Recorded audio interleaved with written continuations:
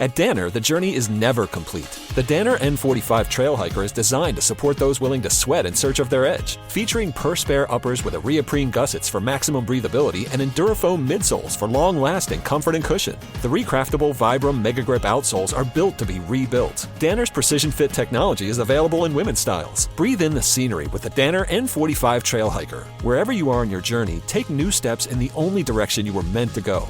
Forward. Explore the N45 at Danner.com.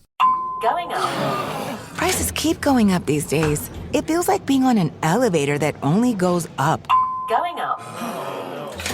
But not at Metro. We're pushing the down button. Going down. We lowered prices and give you a 5-year price guarantee on talk, text, and data. Get one line of 5G data for $40. Period. That's 20% lower. Only at Metro. 5-year guarantee on eligible plans. Exclusions apply. See website for details. Not available at Metro with T-Mobile in the past 6 months. Tax applies. Ready to explore Europe the striped way? Then fly with Condor Airlines. With non-stop flights to Frankfurt, Germany, there are great connection options to several European cities. Whether it's the romantic streets of Paris or the stunning beaches of Barcelona, Condor will start your vacation and make it even more memorable by offering comfortable and spacious cabins where you can sit back, relax, and enjoy the flight. Fly the striped way. Visit condor.com today. Hey, anyone know what channel the game's on? We know. Download the Sports on What app today and always know how to watch the game. Satellite, cable, or streaming. Sports on What knows the channel the game is on, and you can too. Subscribe today to start your 7-day free trial. Sports on What? We know. And now, here's the question. Hola, bitches. Good day to you and yours. Weed Week. All right, pretty much everyone has had a bad interaction with an animal. Everything from dogs to cougars to bears to snakes. Well, a man in Arizona, he was recently targeted by a coatimundi. Now, if you're like me, you're asking yourself, what in the hell is a coatimundi? Well, in layman's terms, it's a dog-sized relative of the raccoon, and they can mess you up. As our friend in Arizona discovered, after the thing scratched him, bit him, and for good measure, tore a windshield wiper off of his car. Now, that's his story. Then a woman in Utah, she had an animal interaction that left her with a punctured throat and her jaw broken in 16 places. Any guess what the animal is that will puncture your throat and break your jaw in 16 places? Wrong. It was a dog.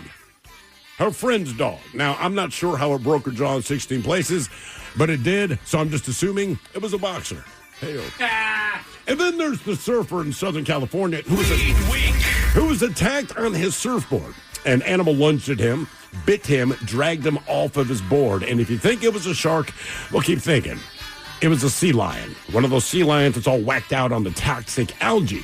Now, today, we're talking animal attacks and interactions, but we don't want you to just tell us the animal. We want to guess. So you need to tell us, like, what you were doing, where you were, maybe what time of day it was, and then we'll put our brains together to see if we can guess what the critter was. So today's question, brought to you by our friends at Advanced Hair Restoration, is tell us where you were, what you were doing, and we will try to guess the animal that you encountered. To be a part of the big show, call 206-803-ROCK. Like KISW on Facebook, follow us on X and Instagram at Men's Room Live, and send those emails to the Men's Room at KISW.com. And the show's way we go.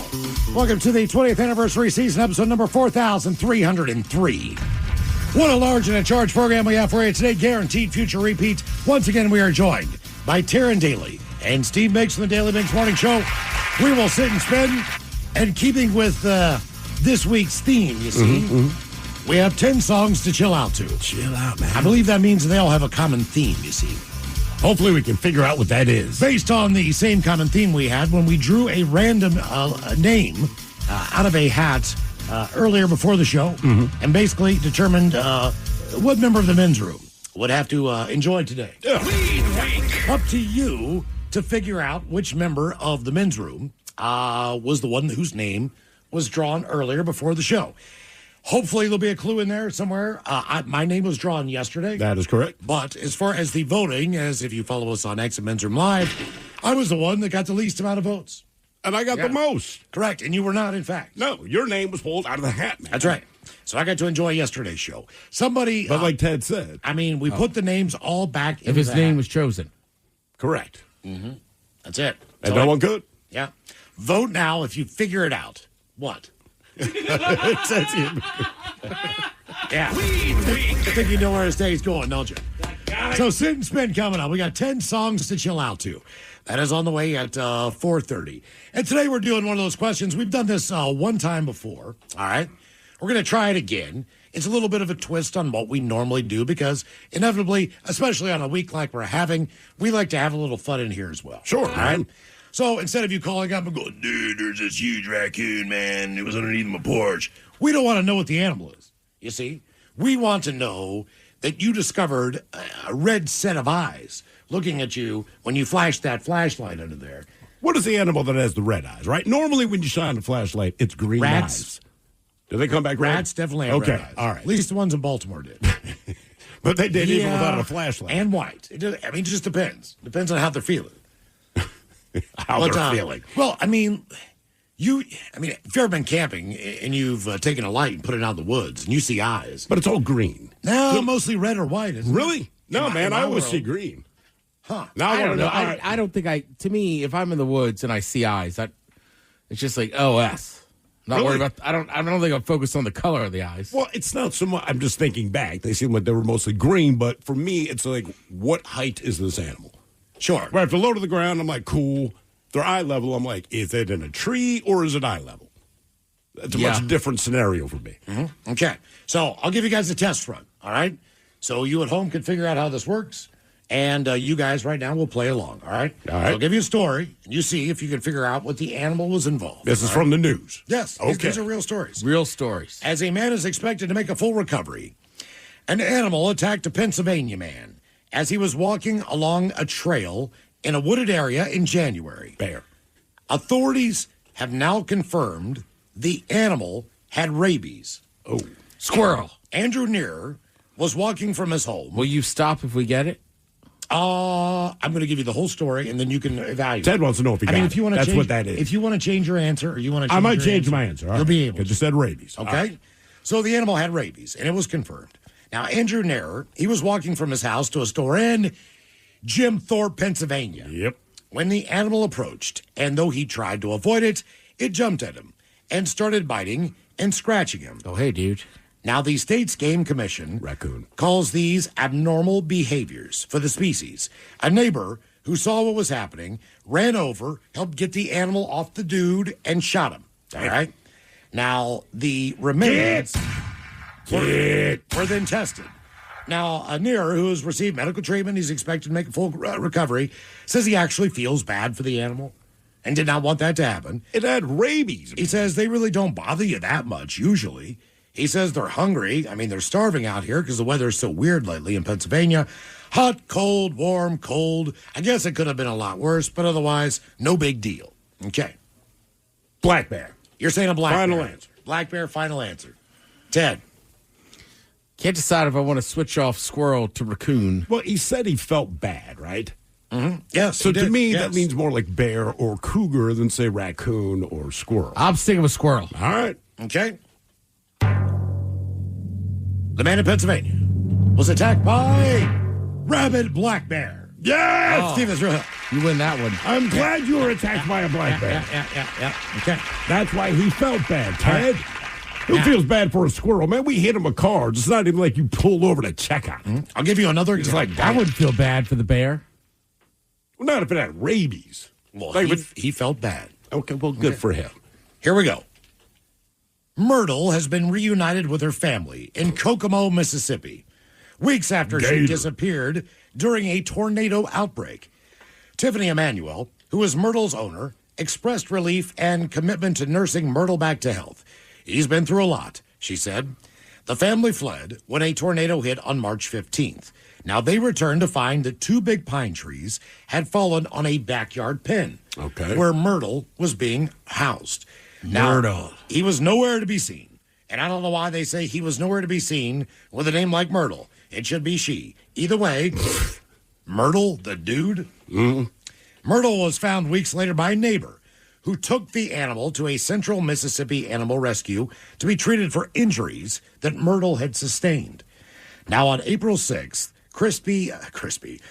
Oh, crispy. That animal didn't make it. A chicken. Christy Milbourne, founder and co-director of the rescue, received a call from the neighbor about Myrtle's discovery. Lady who found them called me, and she said she actually had run into the owners. She said, I think they're going to be calling you. So I was excited. And then the owners did call and say, yeah, Myrtle's mine.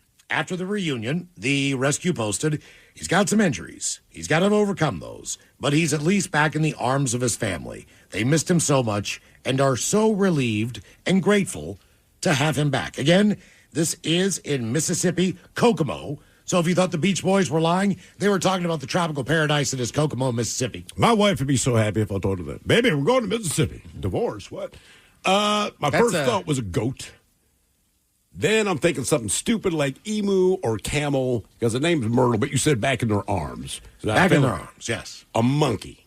A monkey. I'm going a monkey. Okay. I know, Mike, you know the answer on this one. Yeah. I feel like I might know the answer, but I want to say tortoise. You are correct, Ted Smith. Yeah. What? Myrtle was a tortoise.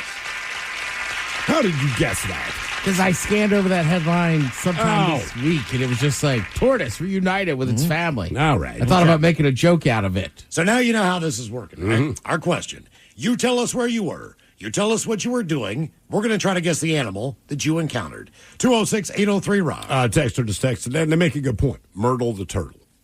Oh, All right, see? all right. I wasn't tracking. Hello, Denise. Welcome to the men's room. Good afternoon, gentlemen. Hola.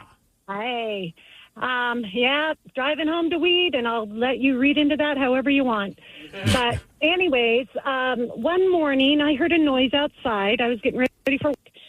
And so I walked into our backyard, and suddenly something was on my head, biting and clawing, bad enough to send me to the hospital. Wow. Where do you live? So, in Bothell. In Bothell. Bats. A bat. No, let me think here. I'm going up. Now, was there anything? Did they ever catch the animal? Yeah.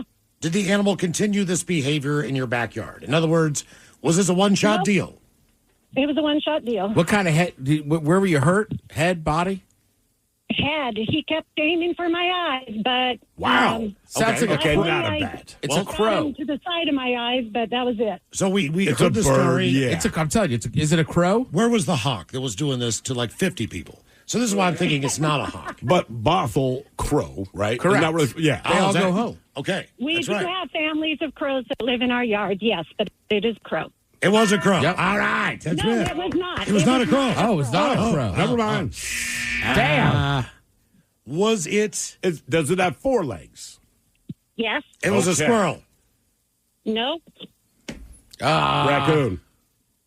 Nope. Coyote. Nope. Right ahead.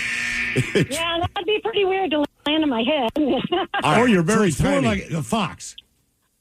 No, not a fox. You guess Never squirrel, seen right? one of those yet. Yeah. So we guess What else squirrel. would be in a tree? A chipmunk. A possum. Nope. You ready? Yeah. It was my cat. Oh, man. My cat is an indoor cat, and I didn't even know he snuck out when my daughter left for school. And like I said, I heard a weird noise, so I go out there. He had climbed a tree, and this is a 22-pound cat. He's a big-ass cat. Damn. Yeah, he's huge. He actually just died. He was 15. But he was one when this happened, and I was planning to kill him that day. I wanted to kill him that day, but my daughter talked me into letting him live. Was he a Maine Coon? Damn. Was he a Maine Coon? No, we're not quite sure exactly what he was. Was he was just fat or was he big? Because like a Maine Coon is big. He was a little bit overweight, but his ideal weight is about 18 pounds. Okay. Damn, All right. okay. Let me ask you this. He's a Now, big was he upset with you because you left him out and did not let him back in? No, Even though- he becomes feral when he's outside. Wait, what? When he's in the house, he is the sweetest boy in the world. When he is outside, he becomes feral, and he will attack you. So he's a barn cat. All right. He's a dumbass cat. All right. Okay. Okay. Fair Well, enough. he's dead. I don't think we need to talk about Yeah. it that way. Yeah, don't speak He was ill a of the great cat. dead, He really Denise. was a great cat. He thought he was a dog, but Well, okay. yeah, that day was weird, I will admit. How many? Okay. And I can't- So when you went to the hospital, what was the extent again of your injuries? They said I should have had about 14 stitches, but they can't stitch cat wounds. Why is that? Because of the infection? All right. Yeah. So what do they do? Just dab your head with alcohol? Do you have like 5 parts in your head now? Or what? Oh, my God. They gooped my head with all this antibiotic ointment, so my hair's sticking straight out. I look like a scarecrow. You know, I'm blonde, so my hair's sticking straight out. And You look like you're on meth. It was quite entertaining. It was entertaining, to say the least. Okay. Yeah. At some point, you ask yourself, why do we have cats as pets? Right? They scratch it, something. They have a bad attitude. They kill things and bring them to you. Yeah. With that blonde hair sticking out like that, should have bought a pack of like 100 Marlboro Reds. He's like walking down the street with flip-flops on. Or just head to Florida. Drinking a cold Busch Light. All right, you tell us where you were and what you were doing. We'll try to guess the animal you encountered. 206-803-ROCK. That'd be rough. A 22-pound cat falls out of a tree on you and scratches your eyes. Well, deliberately jumped on your head. Yeah. And went for the eyes. You own this thing. Like, how was that a pet? And I have one. I kind of like that, though. He gets outside. It's like, all bets are off. Lost my mind. I'm wild again. I took my shirt off. You know what I'm saying? Would that be like me going out to the suburbs? Or like if I go to Stanwood and just all of a sudden I'm just shooting guns in the air. Like, I don't know. That's not city. It's no rules. Do whatever I want. We'll just shoot that squirrel. Hello, Pedro. Welcome to the men's room. Good afternoon, gentlemen. Hola. Hey, let me sidebar that eye thing. I own one dog that has a blue eye and a regular eye. When you look at him or her, Betty, in the flashlight in the dark, it looks like a little boat running at you with a red and a green eyes. So that does happen. Okay.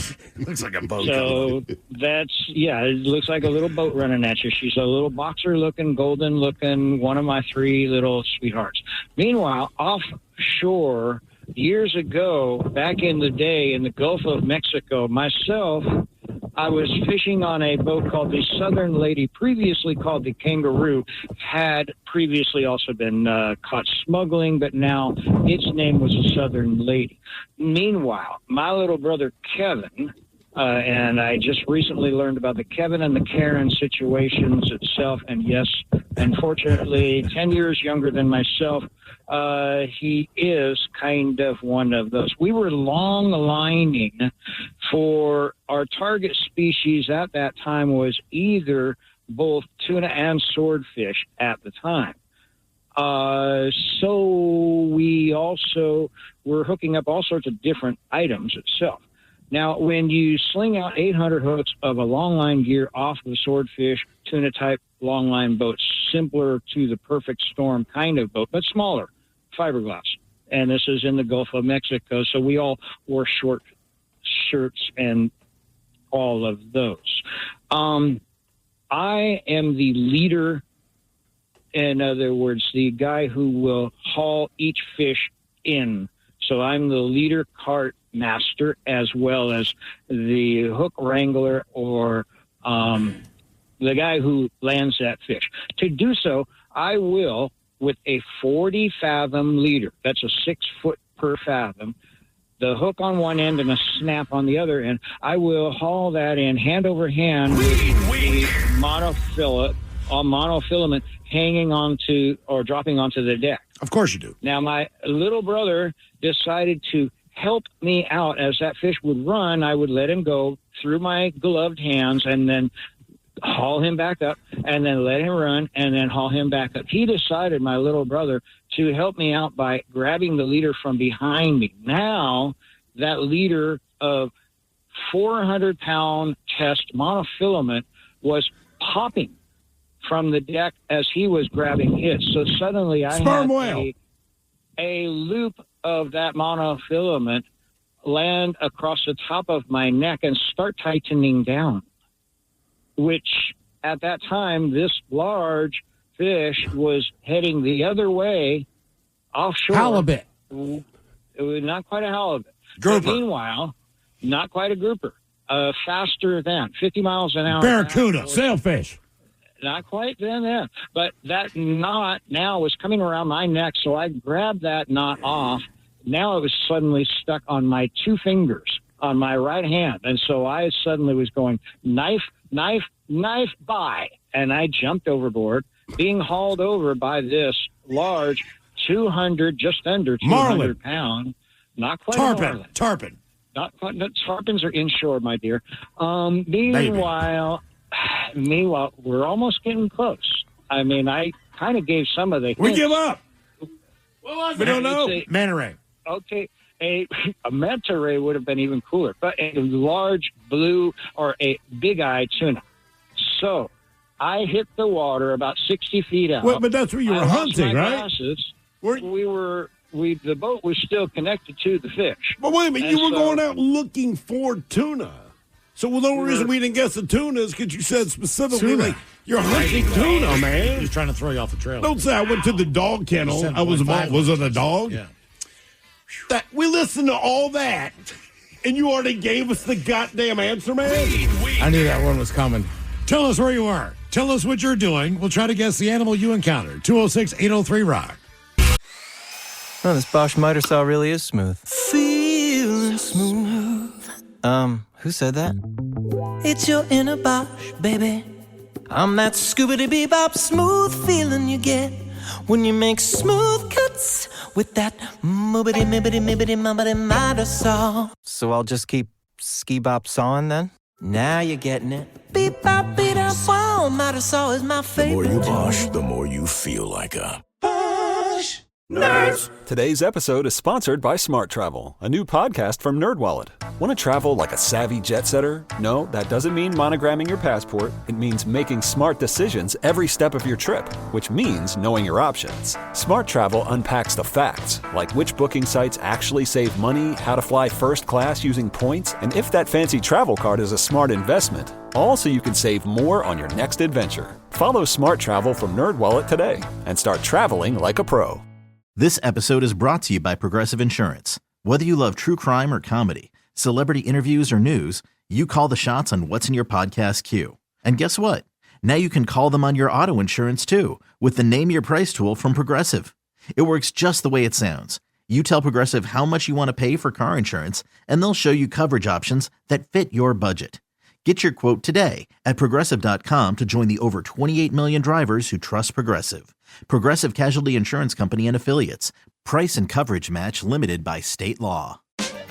Now is the perfect time to start on your next success. An accredited state university, University of Maryland Global Campus offers online and hybrid courses. Plus, you can earn up to 90 credits toward a bachelor's for prior learning and work experience, or transfer up to 12 credits toward a master's. Apply now and save with no application fee. Classes start May 14th. Learn more at umgc.edu. Certified to operate in Virginia by Chev. The brand new Grand Casino and Shoreline is now open. Step into the action with Vegas-style table games like Baccarat, Heads Up Hold'em Poker, Pai Gow, Blackjack, and High Card Flush. Feeling hungry? Feast on delicious Chinese, Vietnamese, and continental dishes, plus breakfast favorites. Dine in or take out. And don't miss daily happy hours from 4 p.m. to 7 p.m. and 10 p.m. to midnight. Grand Casino and Shoreline off Aurora. Open daily from 9 a.m. to 4 a.m. Visit GrandCasinoGaming.com.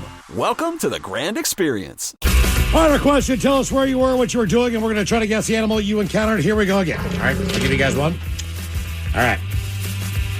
A woman vacationing in the Turks and Caicos Islands lost both of her hands to an animal while trying to photograph it. The woman, identified only as a 55-year-old woman from Canada, attempted to engage with the animal to take pictures. She has returned to Canada following the incident. A conservationist says that the animal could have mistaken her phone for a meal. It only saw the phone and maybe saw the human and went, oh, I'm hungry. I'm going to go take a bite. And where was she again? Turks and Caicos. How about, it feels like a shark, but I'm going to go with eel. Eel. Okay. Right, probably underwater. Say an octopus. Actually, it was, in fact, a shark. Oh, it was a shark. She was in shallow water, walked up to the shark, tried to take a picture, leaned over, put her phone in front of her with two hands on it. Mm-hmm. The shark came up, took the phone and both her hands off her body and left. I'm going to need these. What did she think was going to happen? Not sure exactly. But what shark movies did she grow up with? Like every shark movie they put out, like the shark is not awesome. Jaws, deep blue These are not sea. the questions. The Like questions when you are go, like, like the I've Meg. seen people shark fishing on the beach before. And they'll catch sharks. Yes. The tough part is getting the hook out of that shark's mouth. Right. or just cutting the line. Yes. Yeah, any of that, man. Right. They were doing it in Delaware when I was there last summer. Kids were fascinated. These guys probably caught 7 sharks at the time we were there. And like you said, getting them off the hook, they're like, kids, back up. And throw them back in the water. I just But can't there's no, imagine like, happy losing movies. both of your hands. I can't imagine trying to get a selfie with a shark. That is no brushing your teeth. You know, That's your That first is not thought. the first thing I your thought about. first thought. she can't really DJ anymore. For Right. what I mean, Nah, you can still work. I mean, You can't dry. You can't do anything. chopsticks are out. How do you? You want to get Asian tonight? I don't. No. How do you even drink anything? You might be able You to. can- You might be able to nub a piece of pizza. You know, think? No. maybe you. I don't know. Maybe you just push. I don't think you could. I don't think you could Parts cigar successfully eat a or slice yes. of pizza. I don't know Cleanly. much you could do. Ribs out. Yeah, can't cut a steak. Nope. I couldn't even visit my family in Texas. Everything they eat, like you need both hands. Somebody's gonna have to feed you boneless chicken wings. Damn, that's really bad. Who's gonna wipe you? Yeah. What about wiping? Right. Everything. Just stop. everything. But hey, You got that picture? No, he took the phone.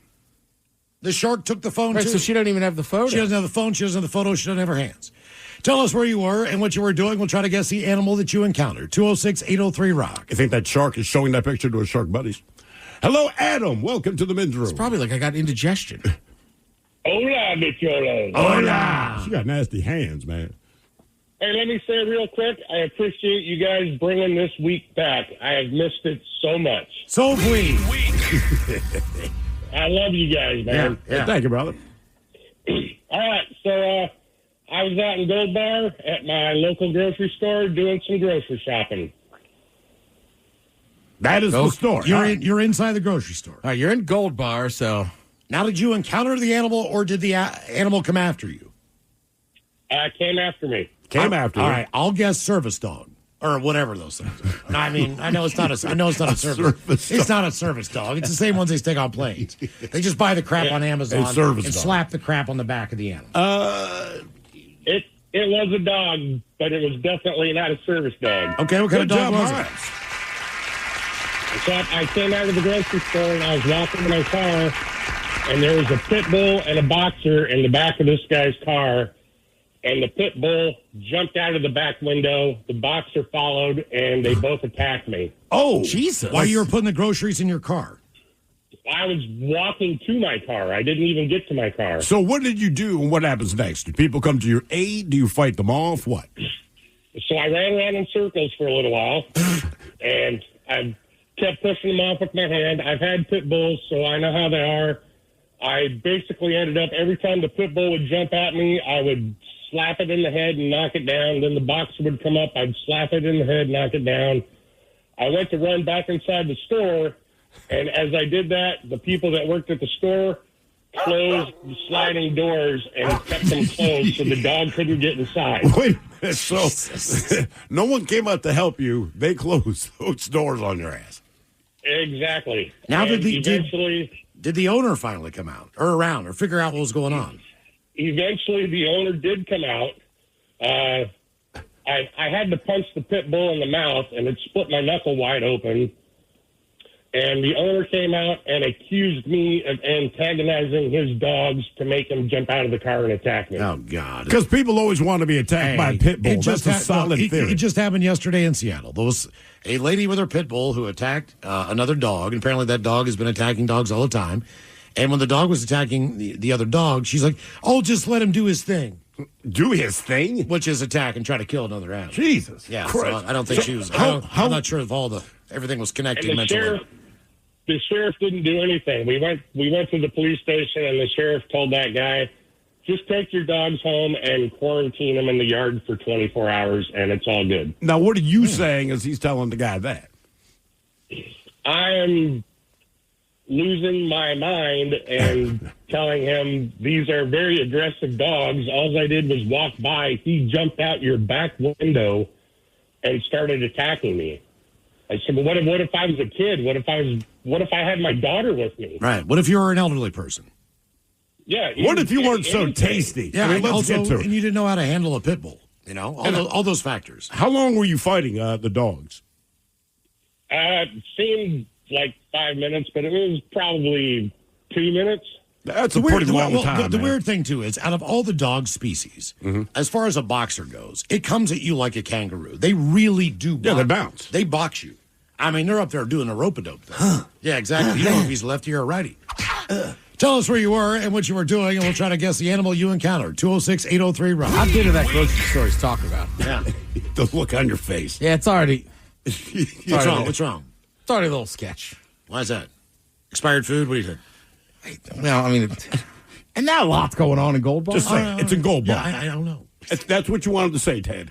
Because it's Where's a Gold Bar?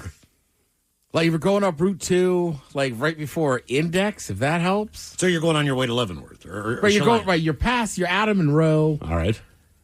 Yeah, I mean that's just one of those little towns on the side of the road, and I know exactly. Is it like a mining town? Why is it called Gold Bar? What do we know? I maybe back in the day. Set the standard. That's it right there. I'm pretty sure that's it, man. I'll be damned. Okay, I think I've been, maybe. Okay. I'm sure you've driven past that's what I'm saying. I've been that way to go to Stevens Pass or whatever. But have you stopped in Gold Bar? I don't remember. There's a lot of places I've driven by that I'll never go. Gary, Indiana. I just glanced at it. Nope. I mean, look there's a couple of those towns out there on 2, man. Don't just try to make them feel better. That are a little... You are Gold Bar centric. Yeah, where do you want to hang out? A texter ask. Gold Bar or Yakima Walmart? Question for well, you know what? Gold Bar, minus the dogs. You're taking Gold Bar over Yakima. As far as hanging out in the parking lot of a Walmart. It's dangerous, man. I know, but still, you got to pick one. It's a game. Well, you got attacked by a pit bull. What's your version of danger? Right. I mean, law of averages says that grocery store and Gold Bar safer. Thank you. Okay. Right, okay, fair enough. All right, score 1 for Gold Bar. Tell us where you were, what you were doing. We'll try to guess the animal you encountered. 206-803-ROCK. I mean, that could also have been a meth head where he was. Hello, Wes. Welcome to the men's room. Hola. Hola. So it wasn't a meth head, but I'll need some help from Thrill. I'm living down in Louisiana. Yeah, as a geographical bachelor for work. And so I'm living in a camper because, I didn't want to pay somebody else's mortgage, so I just got a camper and, whatever. Brother, in Louisiana, it's like you got $8.99 a month, and I mean $8.99. You can stay here. Hey, look, brother, it's $400 a month living in a camper. Damn. And that's all utilities. What part of Louisiana were you in? I'm at Fort Polk. All right. What was your job down there? Helicopter pilot. Okay. To sweat. Mm-hmm. Yeah.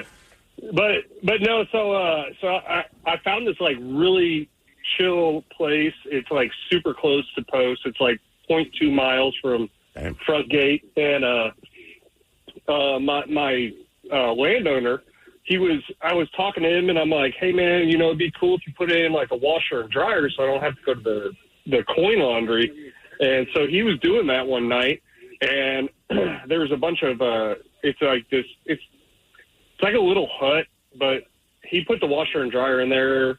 He's a plumber, so he knows what he's doing. And there was a bunch of cinder blocks next to the hut. And I was talking to him and his buddy who works for him, David, and I was like, dude, I don't even mess with those rocks. He's like, yeah, I think I'm gonna take all those rocks and build a fire pit. And I was like, all right, yeah. I was like, I'm just kind of scared because I don't want to touch that. And no sooner than I said that, I turned around and that was right behind me. I'm gonna guess. Now, I had nutria written down. That's not it. So I'm going to say all right, a I'm gator. Gonna go. No, well, that's not Thinking a gator. Would they make a nest? It's a watery area. All right, a water moccasin. Water moccasin. Yeah, I think it's got to be a snake. It's cottonmouth. You got it, Mike. There we go. Big old bull, fat, nasty. It was a 6-foot cottonmouth. Damn. And I jumped out of my shorts. And Eric, my landowner, was like, get your gun. And I grabbed my gun, and I just took my 9mm and shot it right in the head. And apparently, if you, leave a dead snake, it'll it like sets off the pheromones so that no other snakes come around. Oh, so that was a good thing. All right. Oh, I'd have dragged his ass around the whole property. Yeah, especially he nailed it. He nailed it to the tree. Oh, Jesus. Okay. So that's what you do. Huh. Interesting. Dude, when I was in Arizona, I was at a gun shop, and they have, like, these little tiny guns. I forget the cartridge. It's a big bullet. All right. But it only shoots 2. And I'm like, what in the hell is that for? And they're like, snakes. Makes sense. Just for rattlers. Probably. Yeah. Wow. Tell us where you were, what you were doing. We'll try to guess the animal you encountered. 206-803-ROCK. Hello, Aaron. Welcome to the men's room. Hola, gents. Hola. So I was in Stanwood, and this is crucial to the end of the story, but I had just dropped off my best friend late at night, and it was probably one of the foggiest nights I've ever driven my vehicle in. And I know you're supposed to go a lot slower when there's fog, but I was still going 60 miles an hour because it was a highway. And all of a sudden, and right in front of me, I see this little white dot, and then half a second later, this animal impacted my vehicle. Owl. Terran's goat. Oh, no. Owl's a good I would call. have killed for any of those options. Hang on. You're in Stanwood. Tiny white dot. Was it in fact white? You're in Stanwood. Someone's thinking. Coyote. Oh, man. Dude, go bigger, bigger, bigger. Elk? You cougar. You hit an elk? Same side, but close-ish. You're so close. You hit a cow. A deer. No, you're close still. So it's not an elk. It's not a deer. It's in Stanwood. It can't be a moose. There's no moose in Stanwood. No. No, not unless you're transplanting. Was it a farm? People crazy. Farm animal or a wild animal? A farm animal, but can be wild if you tame it right. A horse. Yeah, there you go. You got it, man. You hit a horse? You hit a horse? Jesus. So the reason the first part of the story is so important is this horse had escaped a broken fence piece and was just chilling in the middle of the highway. Wow. I had just dropped off my best friend, thank goodness, because this thing, I was going 60, like I told you. I should have been adjusting accordingly for, weather conditions. Are you on 5 or are you like in those backwoods in Stanwood? Backwards, 300 on the other side of the freeway. Okay. Oh, yeah, there's a lot of horses out there. He knows. Did this thing come into your windshield?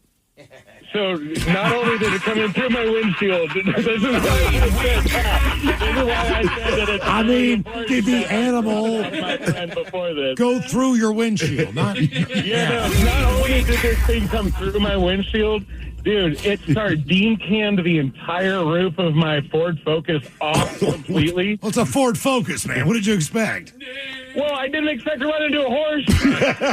That's fair. That is the fairest statement. Well, did the horse make it? Did the horse get up? Bro, are you serious? Well, you hit him with it all went in its slow motion like they show in the movies and stuff. Like it was like, oh, this is a little white dot. Oh, one's like half a second later, but everything's going in slow motion. It's like, oh no, that's a horse. Man, and then wait, it ripped off the top of your car. It ripped off the top of my car. Its head was facing towards the center of the line, so its head is the thing that I saw ripping through my windshield and sardine canning my. Oh my God! But Mr. In. But Miles asked the mystery question: did the horse make it? Yes. Take 2 guesses, and the first one don't count. But yes. So the horse did not make it. The horse did not make it. I was Did told you it seriously died. think that horse? Okay, was the horse still alive when you got out of your car? No, it was making no noise. Did you miss the story? The horse went through his car. They're big. He might have flipped over the top. It ripped the roof of his car up in his face. I wish it would have flipped over the top. All right.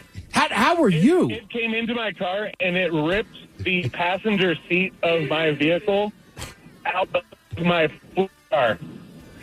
That's why that part of the story is so important. I just dropped off my best friend. Yeah. Oh, man. You thinking he died when a horse face smashed him in the chest and killed him. I did not expect that. Good times.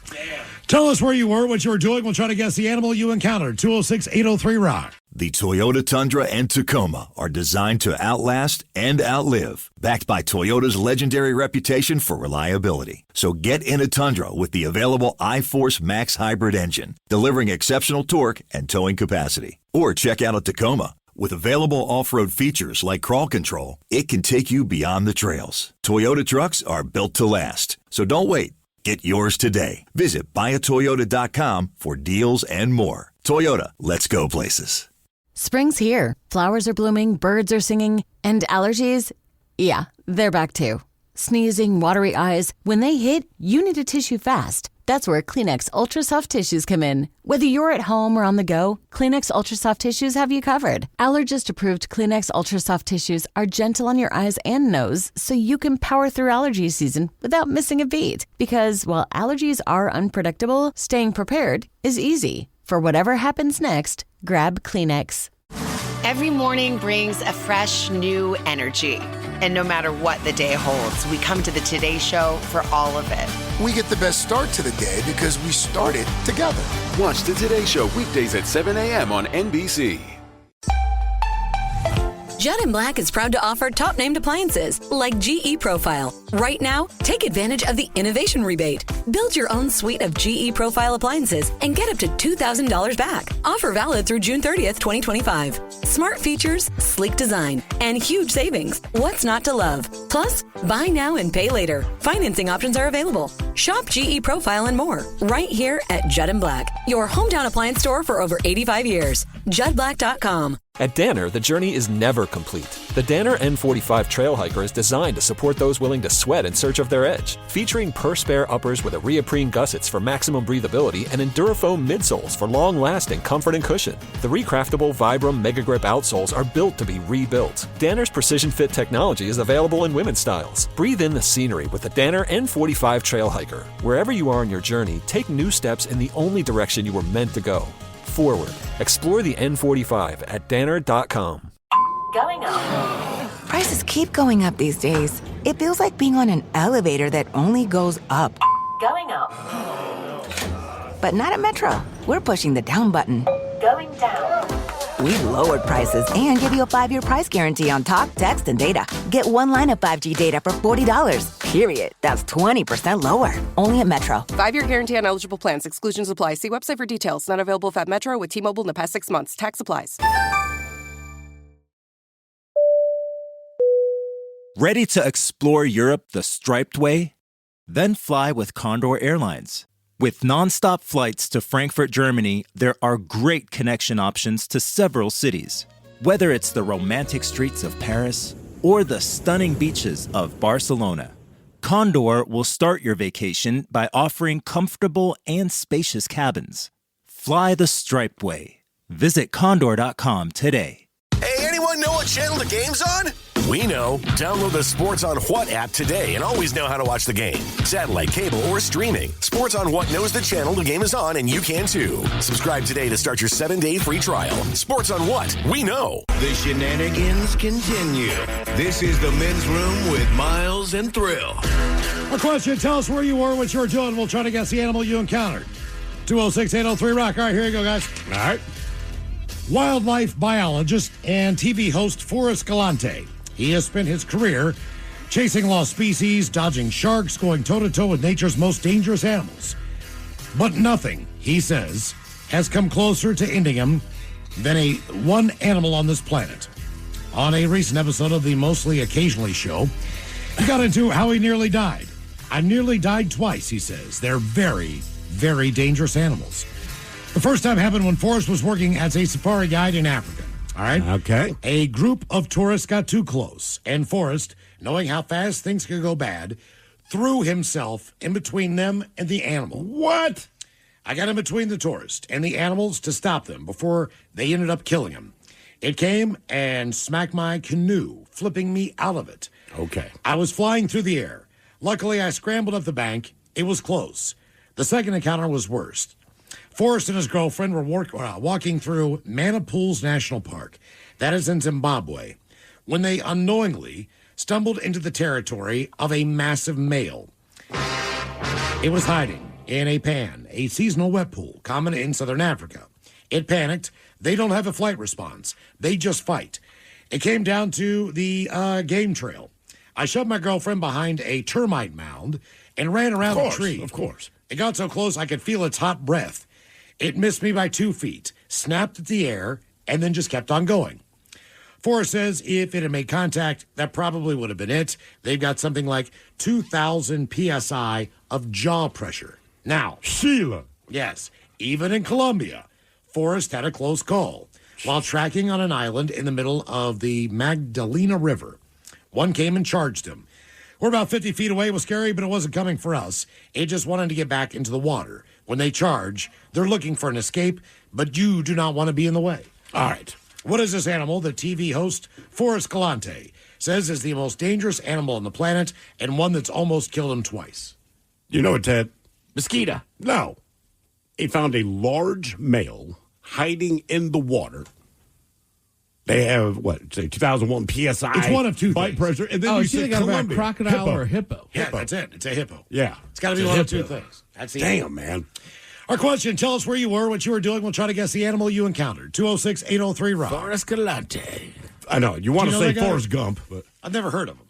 No, just, I don't know. you like the name? Well, believe it or not, Reminds me of Sabado Gigante. this guy has been hired Yeah. by the Colombian government to eradicate all of Pablo Escobar's hippos, or as many as they can. So he But has wait, now a minute, been is he there hired. to hunt them? Because their first thing was, look, He's we getting- could shoot them and kill them. What we're going to do, they want to castrate them. Yes, he Well, here was the deal. They're they beyond they that. went out. Well, they not really, because they started killing them. Yeah. And then all these activists got involved and said you can't just kill them. So that's when they started doing like we'll just snip them, castrate them. Except It's thousands of dollars and wicked dangerous to try to castrate hippos. So maybe they're I mean they produce quickly. They have correct, and they're kind of inbred. well, 'cause the ones in are. Colombia got to be. Right, so they can't I'm stop a 'em. hippopotamus. I will attack you. I can play the banjo. It's like the House of Usher. Yeah, I'm a Colombian hippopotamus. Come on home down. We've been in the same family for generations. Raising cocaine and seaweed. Tell us where you are, what you were doing. We'll try to guess the animal you encountered. 206-803-ROCK. Oh, I like this one. By 2040, they're hoping to capture about 70 of the animals and send them to sanctuaries in India and Mexico. Why do they keep doing this? It's like whack-a-mole. Man, I don't know. Look, I don't want to kill creatures, but with those, they're not supposed to be there. What not you supposed talking to be about, Ted? Yeah. Hey, look. We say live and let live. well, the other issue is that there's people that live on these waterways and stuff that are like, screw it, we'll do tours of the hippos, but then it's pretty high average and somebody gets eaten on the tour. Very rarely do they say slaughter it as soon as you see it. They did it yesterday in Missouri with the hippos, the snakefish. Oh, so yeah, they yeah, are yeah. now just invading that area. So Well, they when did we it were- in Maryland. When we were in Maryland, that's kind of where it started, or the first we'd ever heard of it. Yeah. So, but now they've kind of taken over, and believe it or not, genetically, they are 50% snake, 50% fish. The reason they're called a snakefish is not based on their appearance; they are a mutation of both of these animals. When did this thing mutate? I mean, when we lived in Maryland. It happened in China. That's where they're Right. from. But either way, they said, look, if you catch one and throw it in the woods, that mother's going to just slither right back into the water. it does look like a snake and a fish. It is. Hence the But the snake problem, it can walk. Now, they said Yes. this, you have to cut their heads off. Okay. You have to completely cut their heads off. That's the only way that you can kill these things. And Is this like an aquatic vampire? Drive a wooden stake through the heart, brother. If you look at this, if you look at the teeth on these things, I mean, they are badass. They are invasive. They're like, look, do not throw this thing back in the water. Cut its goddamn head off. Yeah, right. And throw the carcass in the woods for the other animals to eat it. But because they want animals to get a taste of it. Okay, that makes sense. So that maybe like a bear. How big do the snakefish get? They can be probably 1.5 feet. Damn. All right. They're large animals, but yeah, They differ greatly in size. There's dwarf snakefish. Then there's other snakefish can reach between 30 and 90 centimeters. That's 12 to 35 inches. Okay. Jesus. Tell us where you were, what you were doing. We'll try to guess the animal you encountered. 206-803-ROCK. Obviously, start decapitating fish. Hello, Luke. Welcome to the men's room. Hola, gentlemen. Hola. Okay, so basically what happened, this was just after my senior year. So I got off a shuttle from college. On the way home, I was walking in between two bus stations But prior to that, I forgot to eat some lunch. So I dug into my backpack and started eating my lunch. What was your lunch? Mainly it was a couple slices of pizza that I had as leftovers. Okay. And I'm almost embarrassed to admit this, but I also had a couple cookies, a bottle of Gatorade, and a banana. That sounds like a great lunch. why Why are would you you be embarrassed? embarrassed? At least you packed and you know. I would have got stopped at pizza, brother. Christ. Yeah, got some good food choices there. Where were you? Okay, so my the shuttle I got off was it was on South Hill, and as I was eating my lunch, I was followed not by one, but a large or a medium-sized group of animals that kept following me. I got kind of spooked because I was afraid they would try to snag my lunch. Was this daytime or nighttime? This happened during the day around, I want to say maybe 3:30 p.m. Okay. And I thought they were going to snag my lunch and maybe attack me as I try to defend myself. And you said this was here locally, right? Yeah, Puyallup, Yeah. South Hill. Okay, I'm going to go. Puyallup Seagulls? No. My first thought was seagulls. Now I'm thinking coyote. Yeah, I'm thinking coyote. Nope, it's not a coyote. You guys, one of the three animals groups was a seagull, but there were two other kinds of animals in the mix. So you had three convoys of animals following you. Exactly. All right. So one is seagulls, which makes sense. Crows? Yes. Okay. Oh, yeah. nice. Look, man, if you want to go how first, close- crows will steal anything. But how close to you were they willing to walk? The third group of animal was ducks, mallards to be more specific. And, Mallards. Wait, hold on. Could you repeat your question again? No, I'm just saying mallards, of course. They're known to be that kind of duck. You're being followed by ducks, crows, and a seagull. Is that what we understand? Yeah, a large group of each of those three birds. All right. And how close on your heels were they? Well, half of them were kind of circling me, not necessarily like vultures. I want to say maybe maybe at least 20 feet in the air, and the other half were following me on foot. And You're surrounded. I think it was, Jesus Christ, man. yeah, the second half were behind me by at least another 30 feet. But Okay. no fiasco. No injuries were incurred during the making of eating this lunch. So did you protect your lunch?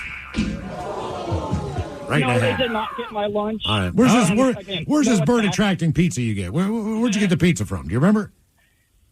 Yeah, at the time it was Domino's pepperoni and sausage. Oh, okay. Right. Domino's. Okay. Big in the bird world. See, if you got a vegetarian pizza, they wouldn't have wanted it. Okay, pineapple, though, and that's cool. Keep No. walking.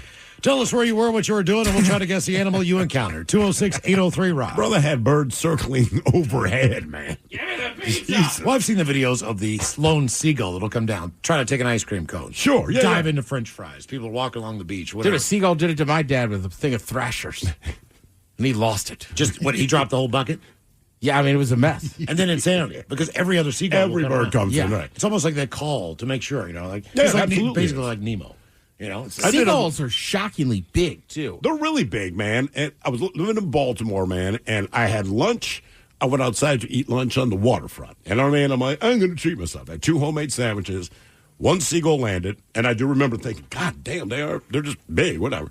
And I tossed him a piece of sandwich. I did not realize the hell that I'm unleashing. So he does that call, right? And then just like an S-ton of them land, and they're all staring in front of you, dude. And you're not wrong. It is exactly like Finding Nemo. I was like, there are 10,000 seagulls there, and they're just staring at you. They keep getting closer. So I throw another piece out.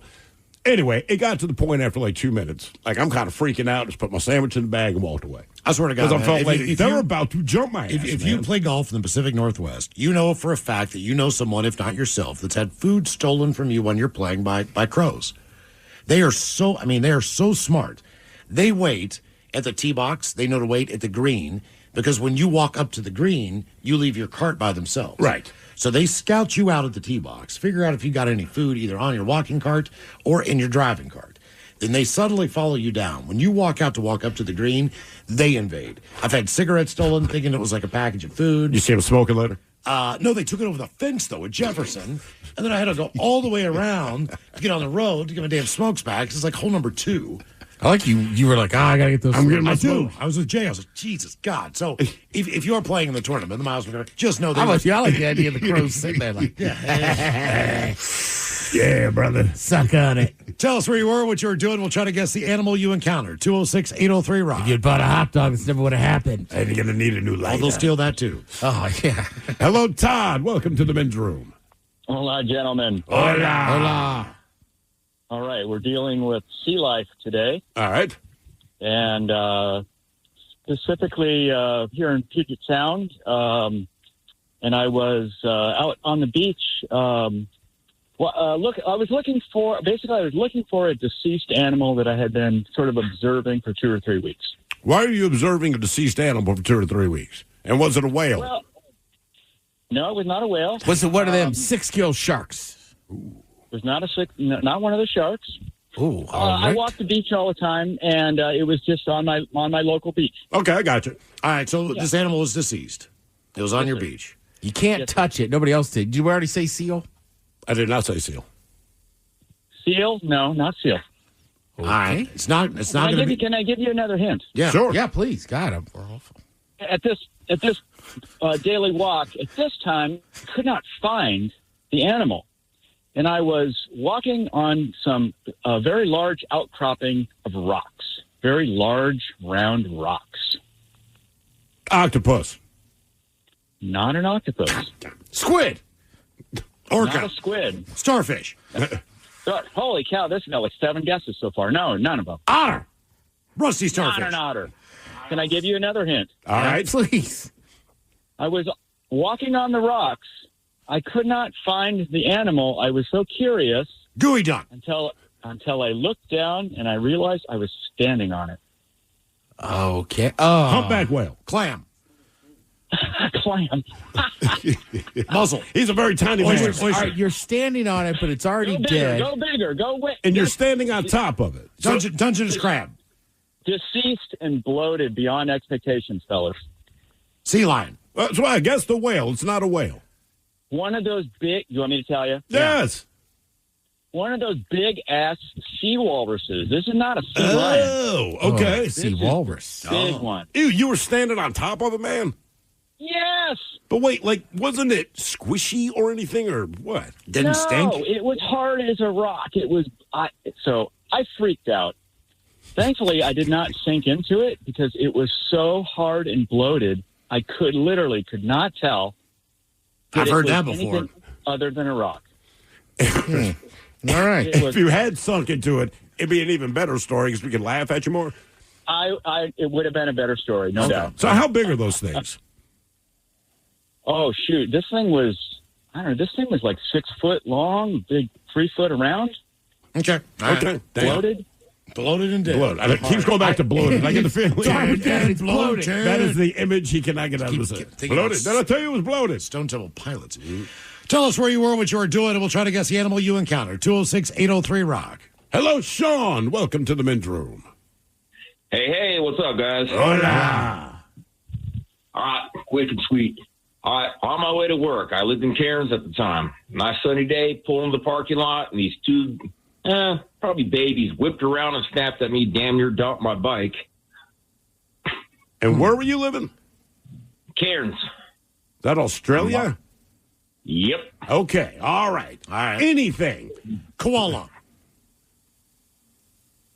No, but those things are mean.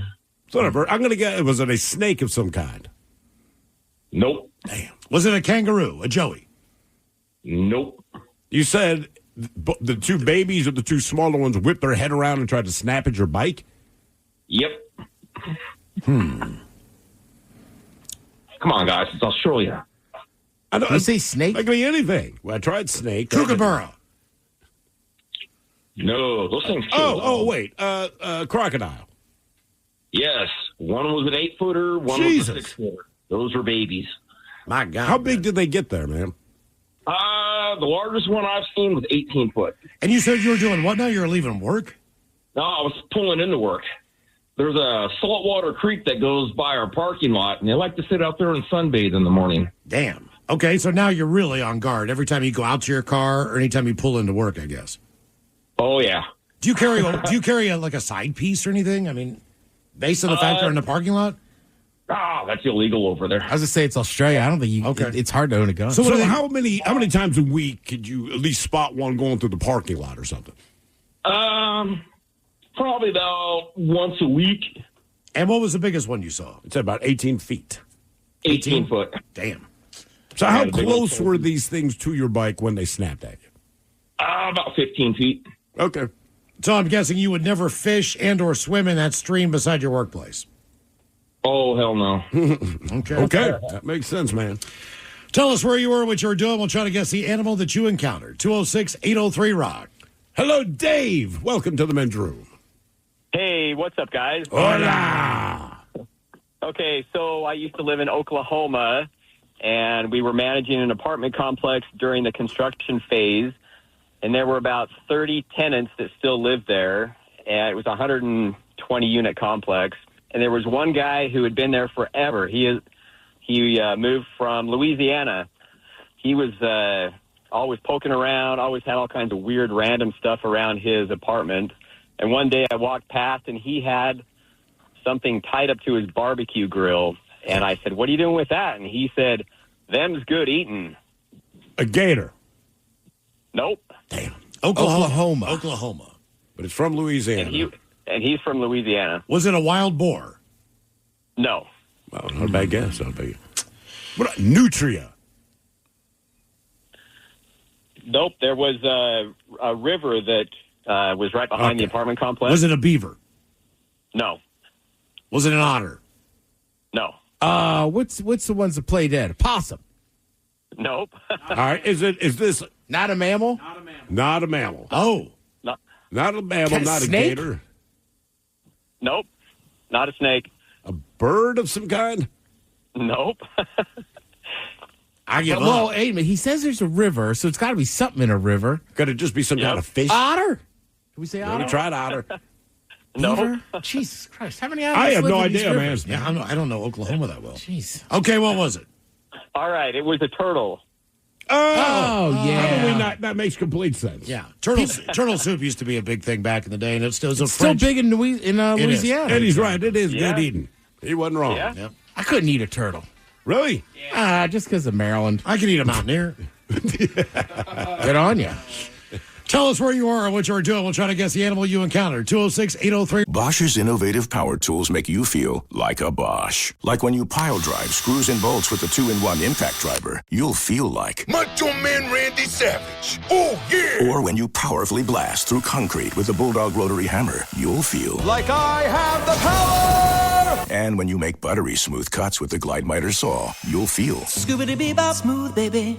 what he said. With expertly engineered power tools, the more you Bosch, the more you feel like a Bosch. Now is the perfect time to start on your next success. An accredited state university, University of Maryland Global Campus offers online and hybrid courses. Plus, you can earn up to 90 credits toward a bachelor's for prior learning and work experience.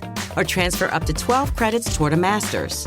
Apply now and save with no application fee. Classes start May 14th. Learn more at umgc.edu. Certified to operate in Virginia by Chev. Nerds! Today's episode is sponsored by Smart Travel, a new podcast from NerdWallet. Smart Travel doesn't just cover points and miles. They break down all the financial aspects of your trip, whether that's the best days to book, how to avoid hidden fees, or which fancy travel credit cards pay off, and which ones are just an expensive flex. If you want your travel budget to work harder, then dive into the best deals, products, services, and more with Smart Travel from NerdWallet, wherever you get your podcasts. This episode is brought to you by Progressive. Most of you aren't just listening right now. You're driving, cleaning, and even exercising. But what if you could be saving money by switching to Progressive? Drivers who save by switching save nearly $750 on average. And auto customers qualify for an average of 7 discounts. Multitask right now. Quote today at Progressive.com. Progressive Casualty Insurance Company and Affiliates. National average 12-month savings of $744 by new customers surveyed who saved with Progressive between June 2022 and May 2023. Potential savings will vary. Discounts not available in all states and situations. The brand new Grand Casino and Shoreline is now open. Step into the action with Vegas-style table games like Baccarat, Heads Up Hold'em Poker, Pai Gow, Blackjack, and High Card Flush. Feeling hungry? Feast on delicious Chinese, Vietnamese, and continental dishes plus breakfast favorites. Dine in or take out. And don't miss daily happy hours from 4 p.m. to 7 p.m. and 10 p.m. to midnight. Grand Casino and Shoreline off Aurora. Open daily from 9 a.m. to 4 a.m. Visit GrandCasinoGaming.com. Welcome to the Grand Experience. Rock. Come up here, it's 4:30. Taryn Daly, Steve Miggs in from the Daily Miggs Morning Show. We'll sit and spin, and keeping with the theme of this week, 10 songs to chill out to. Weed Week. Chillin', coming up. We'll sit and spin.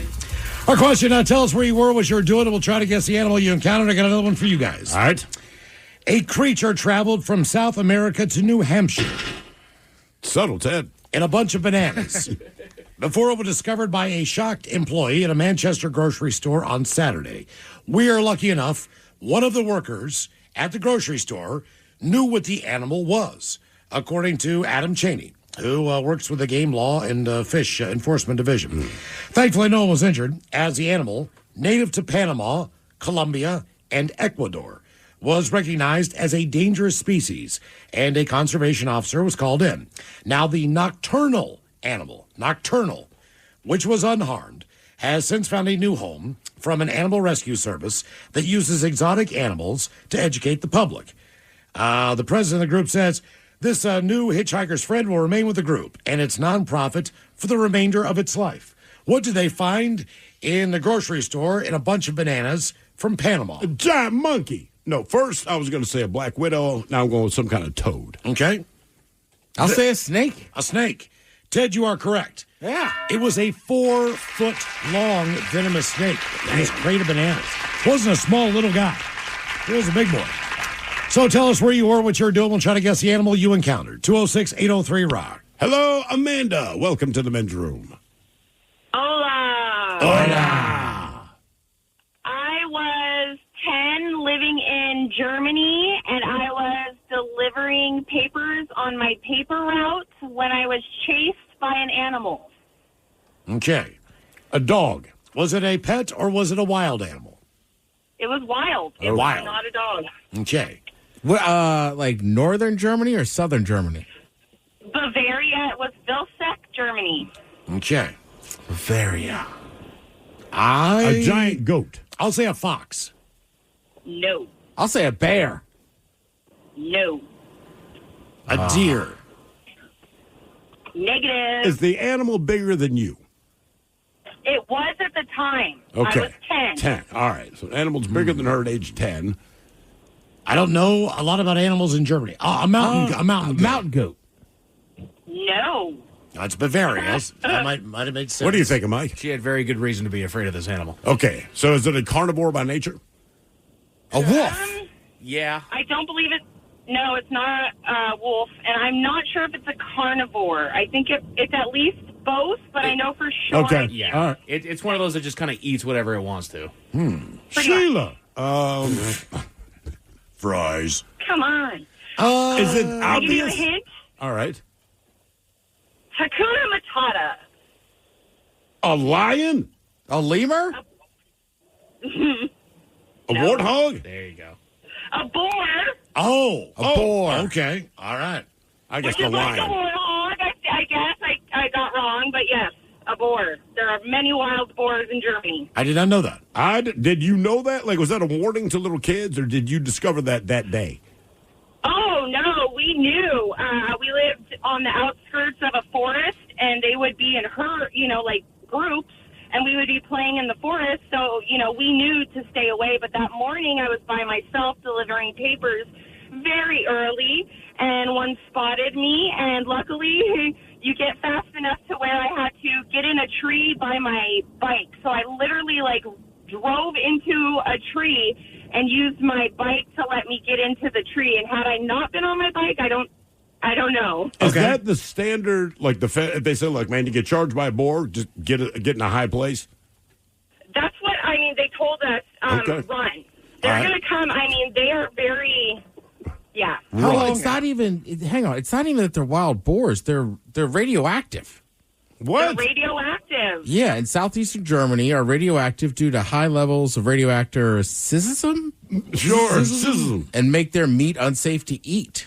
So you got a radioactive boar chasing you down the street. Very selective. Very scary. Because there was nuclear testing, and then I guess some of the Chernobyl stuff got in there. So like, the boars are still out there eating truffles, but they're radioactive truffles. So the radioactive boar chased you down a German street. So how long did you live in Germany? I grew up in Germany for 4 years. I lived in Berlin, and then we moved to Vilseck, and it was a training area. So we lived out on the outskirts of a forest.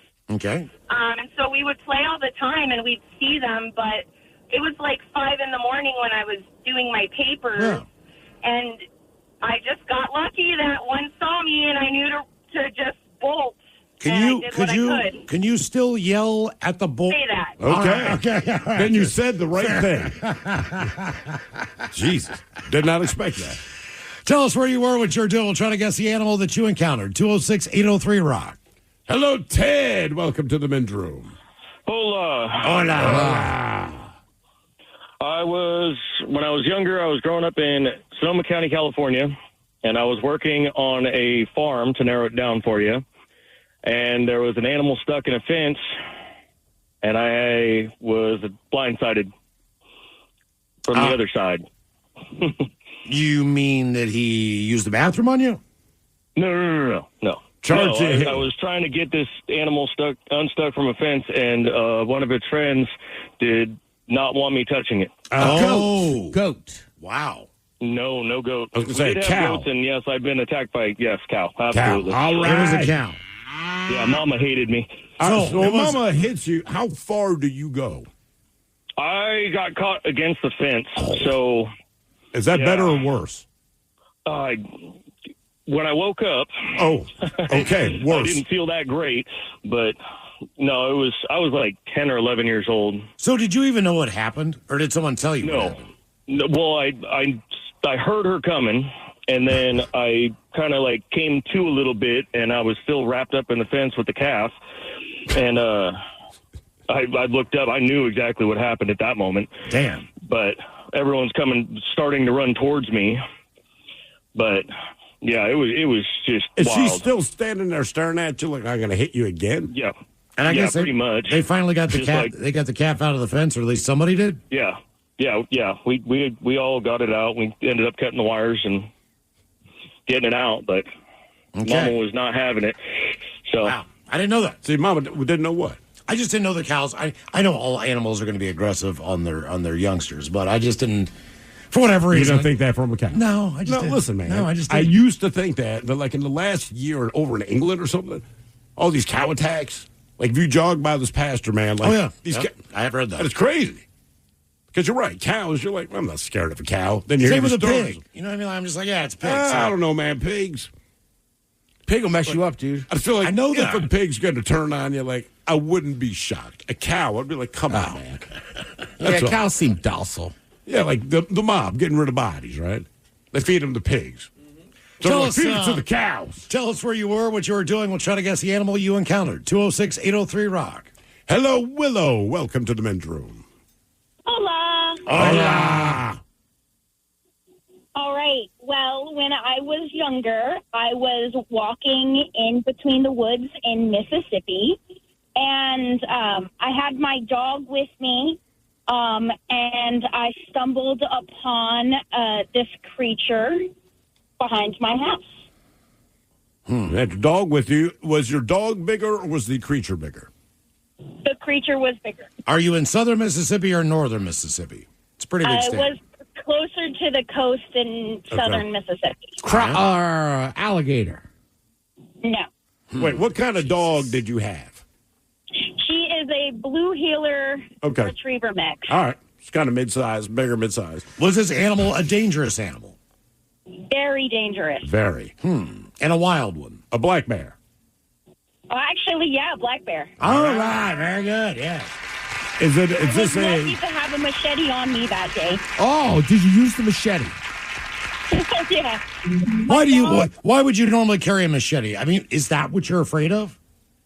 Yeah, I was going through the woods to get to my friend's house, but me screaming like a little B word, waving the machete around with my dog barking scared it away. Okay. Well, see, I mean, black bears, if they don't have cubs, they generally will run. Like, if you make noise and get big, they'll get it. They'll leave you alone. Well, I just can't imagine being your dad. You're 10 years old, or however you are. Yeah. And I go, where are you going? Oh, Shelly's house. Don't forget your machete. Hey, but if that's where you live. I know. I'm that's just the saying. thing. It seems like a weird conversation. I agree. That's all. Hey, do you have your machete? Damn it, girl. You're Go 10 get it. years old now. I bought you the machete. So how long did you have to scream before the thing ran away? It was more shocked to see me, so it felt like a longer bit of time, especially as like a 14-year-old. But it probably took 5 minutes until it ran. I mean, that's too long. Oh, God, it's Willow. You think that bear runs over and says, man, that bitch is crazy. She has a She started machete. swinging a machete My at me. God. All I did was look at her, man. Trying to hurt me. I was just getting some porridge. Damn. Leave me alone. Tell us where you were, what you're doing. We'll try to guess the animal you encountered. 206-803-ROCK. I didn't eat your grandma. Christ. Swipe your ass with Cardinal. I'll leave you alone. Hello, Devin. Welcome to the men's room. Hola. Hola. That's fighting words right there. So I was about 15, 16 years old.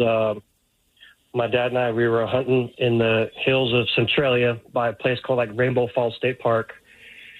And a blizzard just comes in. We're sitting there for hours, don't see a thing. We started getting snowed in. My dad turns around and goes, you know what? Let's get out of here. There's nothing. And we turn around, and 20 feet behind us is an animal. Is it the one you were hunting? One of the many things, yes. Okay. And you said this was in Central Washington? Centralia, Washington. I don't know. Is that in the middle of the state? No, that's Cin- south. yeah. South. South. Okay. I've driven by it a bunch. Cougar. Elk. You're in the ballpark. Cougar or an elk? Getting warmer. Bear. Yes, right there. Yep, a black bear. Another black bear. It's black bear. They're What are they everywhere. doing? They're everywhere. I was just watching these guys get snowed in. Did you He have turns your- around with a freaking gun. Did you have your machete? Oh no, my dad gave me the good old Dirty Harry 44. And did you take care of business? No, it's more of a shock because we turn around, it's like 20 feet, and because the wind was blowing in our favor, like it didn't see us and didn't smell us. We're just like looking at this thing just trotting right on by us, like what that. I could smack it on his butt if I wanted to, but wasn't going to try. Would you ever want to smack a black bear on the butt? I would. Hell yeah. Hell yeah. Just one Yeah. time. Just that club right up there. Remember? Check them bajugadas. You want to smack this bear ass? In a big leather print. Tell us where you were and what you were doing. We'll try to guess the animal you encountered. 206-803-ROCK. Go ahead, plant one on me. Ooh, you have that gun. Come on, Clint Eastwood, just hit me. Weed Week. Hello, Darren. Welcome to the men's room. Hola. Hola. All right. So I was in Boulder, Colorado, where I just moved here from back in August. Had a friend drop me off late night at the bar, and I'm walking around outside of my house, just finishing up a phone call with another friend. And this animal is staring me down from probably about 200 yards.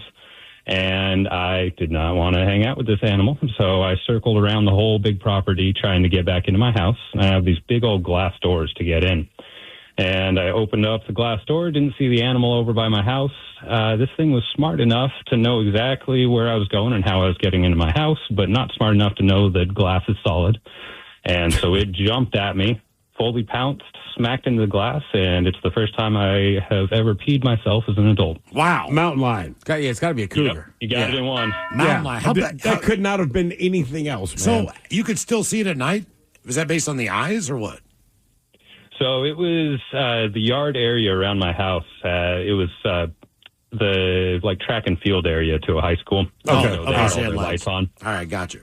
So I was How able big to, was this able thing? to tell that it wasn't a deer. It was probably a teenager one. It was probably about 100 pounds or so. Well, that's still a 100-pound So cat. the younger ones are more dangerous because they're a little bit crazier and not as experienced and not smart enough yet to just fully avoid people. So how much time did it take you to circle back around to your doors to get in? Probably about 8 minutes. A pretty big property. Oh, damn. So this thing's stalking you the whole time. Yep, I guess so. And I think it circled around the other way and had been watching me and realized how I get in and out of the house. And it decided to wait over there and try and jump out of I had kind of a grapevine situation right on the side of the door. And so it was hiding underneath the vines. Did it kind of freak out the cat hitting that glass? I mean, was he hurt? Was he stunned? Anything? It made a good loud bonk, and he was just very confused at why he didn't have my leg in his mouth. Dumbass. Did you tell him I'm a superhero, bitch? Yeah. The force field, mother effer. Behind glass. Okay. So how long did it look at you again, or did it just saunter off? It looked at me very surprised, and then it just booked it away. And you never saw the cat again? Confused by the glass. Nope, not that one. Well, guess what? It saw you again. Wow. You know that thing did. Tell us where you were, what you're doing. We'll try to guess the animal you encountered. 206-803-ROCK. Hello, Aaron. Welcome to the men's room. Hola, guys. Hola. All right. So I was standing in the driveway, pointing at my cousin and laughing, while he had about a half dozen of these in his pants, trying to prove they were tame. Okay. Everything about this sounds Where was this bad. at? Standing in a driveway at my cousin's house. But where's the cousin's house? Oh, Gig Harbor. Is he a weirdo, your cousin? I mean, that's up for debate for sure. Okay. How about chipmunks? Ooh, nope. Tarantulas? No. Because you said there were 5 of them in his pants. Oh, half dozen. Half dozen. Squirrels. How do you wrangle 6 squirrels and get them in your pants? I don't know. I'm just thinking about Why the does he have logistics. any animal in his pants? Hamsters. Gerbils. Nope. Ooh, Nope. good guess. Are they wild animals or domesticated? Oh, they're definitely wild animals. They were caught. See? He had 6 snakes in his pants. They had 6 snakes in his pants. Oh. That is it. What kind of snake? Oh, just gardener snakes. Still, man. I mean, they're not venomous. I wouldn't, They're put gonna six, bite. I wouldn't put 6 cockroaches in my pants. No. No, that's fair. No. How long were they in his pants? How long did it take him to get them out of his pants? To prove they were tame? Yeah.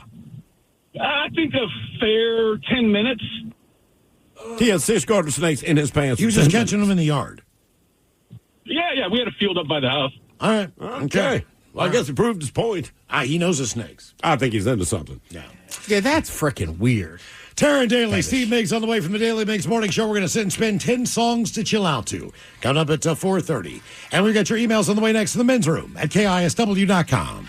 The Toyota Tundra and Tacoma are designed to outlast and outlive, combining raw power with precision engineering, all backed by Toyota's legendary reputation for reliability. Climb inside a Tundra and experience the uncompromising strength. With its available iForce Max engine, the Tundra delivers exceptional power, torque, and towing capacity. Plus, the spacious and high-tech cabin keeps you connected on the run. Or check out a Tacoma. Agile, dependable, and unstoppable. The Tacoma's designed for those who go beyond the trails. Stay ahead of the pack with available off-road features like crawl control. Or break out your tunes with the available portable JBL speaker. Toyota trucks are built to last, year after year, mile after mile. So outlast every adventure and outlive the moment. Buy a Tundra or Tacoma today. Visit buyatoyota.com, the official website for deals. Or stop by your local Toyota dealer to find out more. Toyota, let's go places. Spring's here. Flowers are blooming, birds are singing, and allergies, yeah, they're back too. Sneezing, watery eyes, when they hit, you need a tissue fast. That's where Kleenex Ultra Soft Tissues come in. Whether you're at home or on the go, Kleenex Ultra Soft Tissues have you covered. Allergist-approved Kleenex Ultra Soft Tissues are gentle on your eyes and nose, so you can power through allergy season without missing a beat. Because while allergies are unpredictable, staying prepared is easy. For whatever happens next, grab Kleenex. Every morning brings a fresh, new energy. And no matter what the day holds, we come to the Today Show for all of it. We get the best start to the day because we started together. Watch the Today Show weekdays at 7 a.m. on NBC. At Danner, we believe our beloved trails will always need footsteps to keep the paths from fading. And those journeys are often better when shared. The Women's Trail Trainer was built by women for women who embrace the outdoors. Rally your girls, lace up, and blaze the trail. Resurge midsoles provide next-level comfort, while Danner's Precision Fit technology offers more custom fit with optimal support. Breathe in the scenery and feel right at home in the dirt. Explore the Women's Trail Trainer at danner.com. Going up. Prices keep going up these days. It feels like being on an elevator that only goes up. Going up. But not at Metro. We're pushing the down button. Going down. We lowered prices and give you a 5-year price guarantee on talk, text, and data. Get one line of 5G data for $40. Period. That's 20% lower. Only at Metro. 5-year guarantee on eligible plans. Exclusions apply. See website for details. Not available at Metro with T-Mobile in the past 6 months. Tax applies. Ready to explore Europe the striped way? Fly Condor Airlines nonstop to Frankfurt and connect effortlessly to most European destinations. Relax and start your vacation in comfort. Fly the striped way. Visit condor.com today and book your next adventure. Are you a bartender that dreads the phrase, hey, can you put the game on? At Sports on What, we understand your pain and we're here to help. Over-the-air, satellite, cable, or streaming, Sports on What knows what channel the game is on, and you can too. Follow your favorite teams, set alerts, and filter by provider to get the results you need. Stop wasting time searching and never miss kickoff again. Just download the Sports on What app, and you'll always know how to watch the game. Available for Android and iOS. Start your 7-day free trial when you download Sports on What and subscribe today. We return to the men's room with Miles and Thrill. All right, keep in mind, all this week as we get ready for Sunday there, we draw a name from a hat before the show. It's up to you to guess whose name was picked from the hat each and every day as we enjoy the nice sunny weather outside. Hell yeah. And 10 songs to chill out to. Coming up with Taryn Daly and Steve Miggs from the Daily Miggs Morning Show. We will sit and spin coming up at 4:30. But first time for a few emails to the men's room at KISW.com.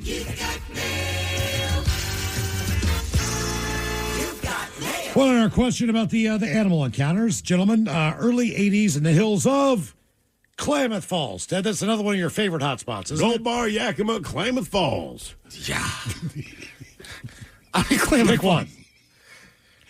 You got to move there, man. Pick for 1 year. No, 2 nights in a hotel. Where are you going? Well, I don't think Gold Bar has a hotel. Let's just say they do. You can spend the night in the shed. Gold Bar, Klamath Falls. Or just Yakima in general. Yeah. Well, then I would take Yakima. Agreed. It's just what, and it's not that store's All right, now fault. Klamath Falls or Gold Bar? You know, our own Ryan Castle's a land baron there. In Klamath Falls? No, in Yakima. Yakima, yeah. Dude, I swear to God, I'll look it up. I'm willing to bet Gold Bar does not have a hotel. Not like a motel. Nothing. Have you never driven over Route 2 and seen these towns? I don't know that I looked for Gold Bar. Even when I saw it on the sign, I'm like, all right. With a name like that, I'm not expecting much, you know? Like Sky Comish. Me and my buddy were driving up. We're going to Leavenworth. We said we're going to stop at Sky Comish and get a beer on the way up. All right. You got the Stevens Pass Motel right That's there. exactly what you got. Yeah. There was no bars in that town. So, early 80s, the hills of Klamath Falls. It was the weekend before I started 8th grade. Me and my buddy were running from a dog. So, I ran around the bush. That's, when you live in a town where there's dogs attacking people at the one grocery store or Klamath Falls, Yeah. these are just kids. They got to spread through towns with wild dogs. Chased by a dog. Ran around a bush, then bam. I got sprayed by a frickin' skunk. It is nothing like you smell on the road. 1,000 times worse. Tomato paste, tomato sauce, tomato juice did the trick. Worst thing about the whole situation, I had my brand new white Nike high tops on. They never recovered, had to toss them. That from Raymond, the transplant from Klamath Falls. Got chased by a dog, sprayed by a skunk. Drew, you ever been chased by a dog? Yes. Was it in a good neighborhood? No. Sorry. That's my point. You go in the hood. I just went Sometimes down you're chased by a dog, or you go to these small little towns. There's just dogs. That's just my dog, man. This dog, you know. On to the birthday request brought to you by Men's Room Roasted Red Salsa from San Juan Salsa Company. Dip responsibly. Guys, today's my older brother, Josiah's birthday. What's his name? Come on. Josiah. Josiah. Josiah. He is 11 years old today. So, can you get a barbershop fish sandwich, Coach Ted, on him ending elementary school, and some dad jokes for Miles? I'll much appreciate it, guys. That from Big Brother Josh. Is it too early for a fish sandwich? Cheese and tartar on the side. Oh, yeah. I smell a fish sandwich, maybe some dill relish in the morning, at noon, and at night, and at night.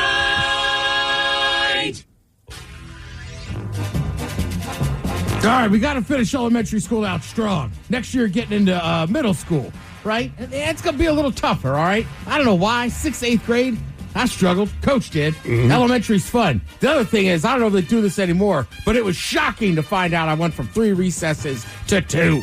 So you got to be prepared for that, son. Oh, you just hit him with the big news, man. So, well, hey, listen, he's got to grow up some days. But don't you also get gym class, though? No? Maybe? Yeah, we still got gym class, but losing that. It's going to be tough out there, son. Stay strong. Finish elementary strong. You'll be good. Okay. Oh, and by the way, get yourself a big burger tonight. Maybe a root beer. Large. Well, that's thing, kid.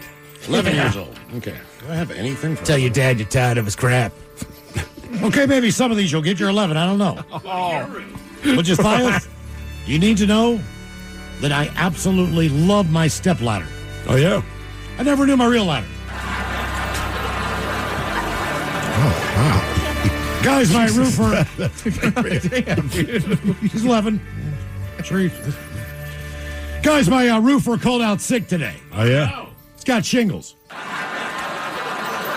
And here's one, Josiah, you won't get. But anyway, my wife and I, we were arguing. And I said, God almighty, you're starting to sound like my ex-wife. And she goes, you weren't married before me. And I said, I know. Power move right there. I know. That's wrong. Shut up. Gentlemen, my name is Joel. I am a Desert Storm vet since my friends have no class and do not listen to your show, losers. Anyway, today's my birthday. So can I get some thrill shotgun kits, fish sandwich medley, and the Dirty Germans talking about putting brats in buns, or brats in buns. Thanks, guys, and rock on. That from Joel. Brats. A fillet of fish sandwich. I'll have a fish sandwich. Whatever. Can I have the fish sandwich? Put the cheese and the tartar on the side. Or a fish sandwich. Is it too early for a fish sandwich? Cheese and tartar on the side. I smell the fish sandwich. Maybe some dill relish in the morning. At noon, and at night. Can I buy you a fish sandwich? Night. So you don't want a fish sandwich? Get.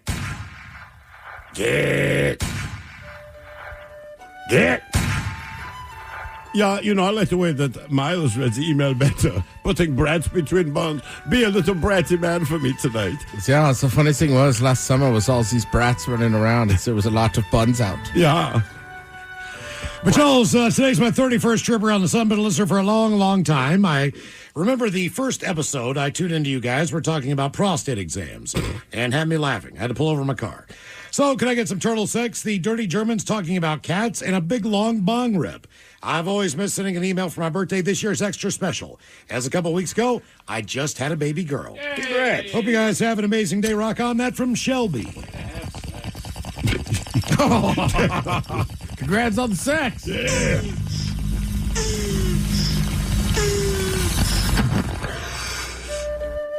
Yeah, what did she want to know about from the Dirty Germans? Let's Cats hear and, about the cats. Yeah, talking about cats. Yeah, come on, you make the euphemism too easy. Yeah. I like her little whiskers. I don't want a hairless cat, you know. Yeah, I saw one the other day. It was on stage dancing. They do that at the Cat Cafe on 45th? Yeah, it's wild. Huh. Yeah, I bet it's like an evil villain. So, see, the place I was at, I wasn't allowed to touch it. You're kidding me? Nope. You can't touch the kittens? You just watch it. Yeah, this is the worst SPCA ever. You can't adopt it. You can't take one home? No, I tried. It looked like Dr. Evil's cat. What was the cat's name? Mercedes.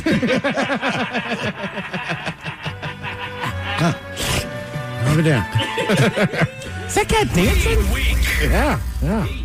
Gentlemen, I'm sitting this in because I figured my boy RJ forgot. Today's my 39th trip around the hot ball of gas. Hoping to get Coke Ted talking about my last year before my 40s, a bong rip, and a happy Chinooka. Thanks, guys. That from JC.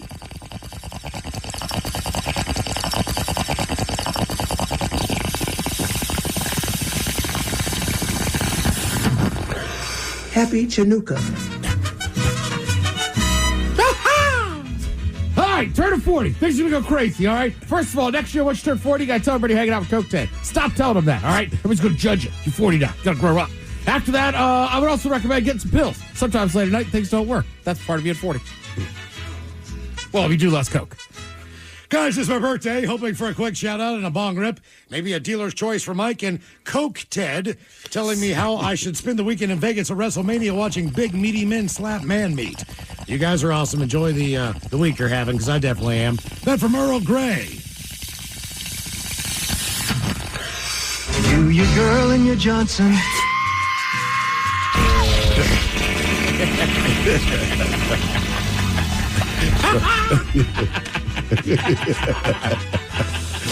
I'll tell you one thing, man.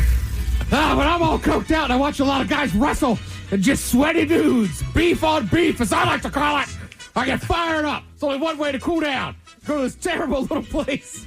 Stage door casino. $6 Bud Lights. You get a bucket of them, $6 or $1 a piece. It's the only way to survive. All right, guys, here you go. Happy, happy, happy birthday. Happy, happy, happy birthday. Happy, happy, happy birthday to you, to you, to you. Ya's a Dirty Germans, brought to you by Men's Room Original Sausage. Available through Uli's World Famous Sausage, mensroomlive.com, and other fine retailers. Schweinefleisch. Oh, this Bosch miter saw really is smooth. Feeling smooth. Who said that? It's your inner Bosch, baby. I'm that scoobity-bebop smooth feeling you get when you make smooth cuts with that moobity-mibbity-mibbity-mubbity miter saw. So I'll just keep ski-bop sawing then? Now you're getting it. Beep-bop, beat-up, wow, miter saw is my favorite. The more you Bosch, the more you feel like a Bosch. This episode is brought to you by Progressive Insurance. What if comparing car insurance rates was as easy as putting on your favorite podcast?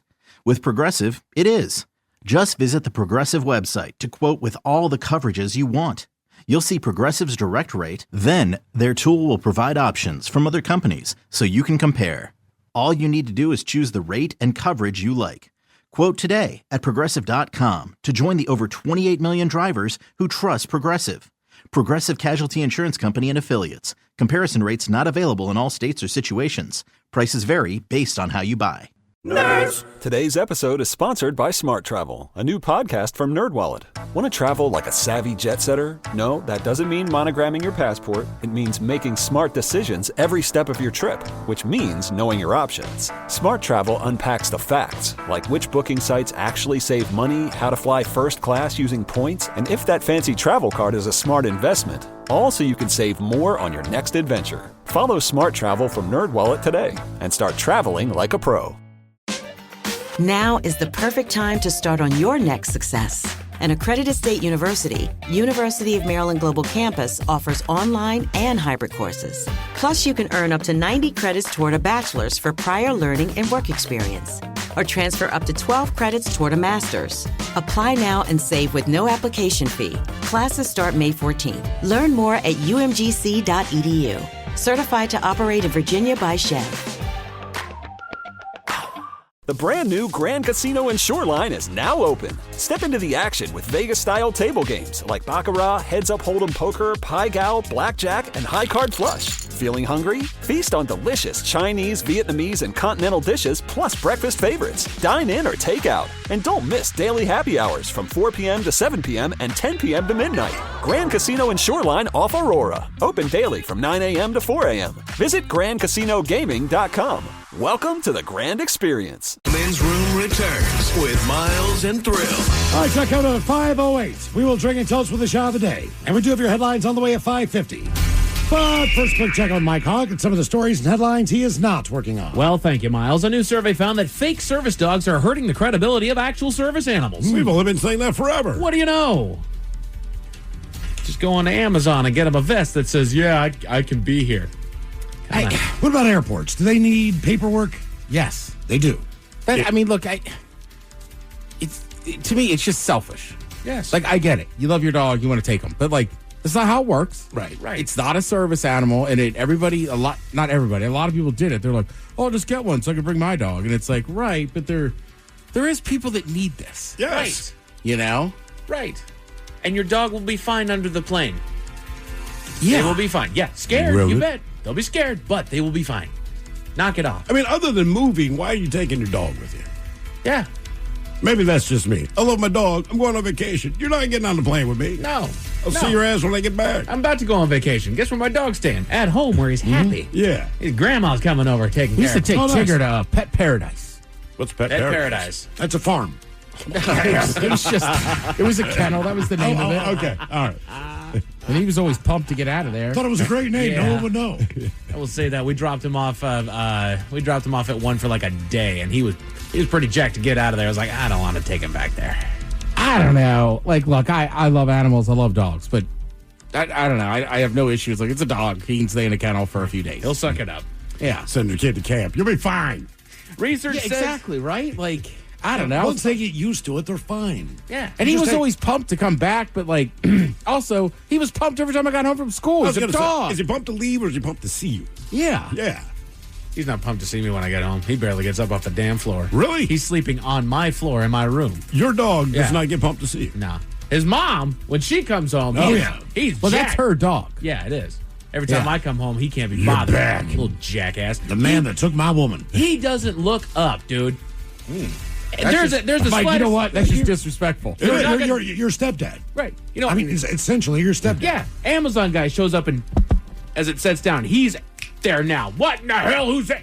I walk in the house and he will not move. He is sprawled out on his side. I can smell you from 80 feet away. Yeah, whatever, dude. Tell me when dinner is. Oh, the mean, I guy think- don't like his back. On the plus side, though, at least he knows it's you. He's not. He doesn't think you're a danger. And he doesn't hate you. He just doesn't care about me. He Yeah, hates at me. all. No, he doesn't. Hey, what's your face? Right. Welcome back home. The heating pad.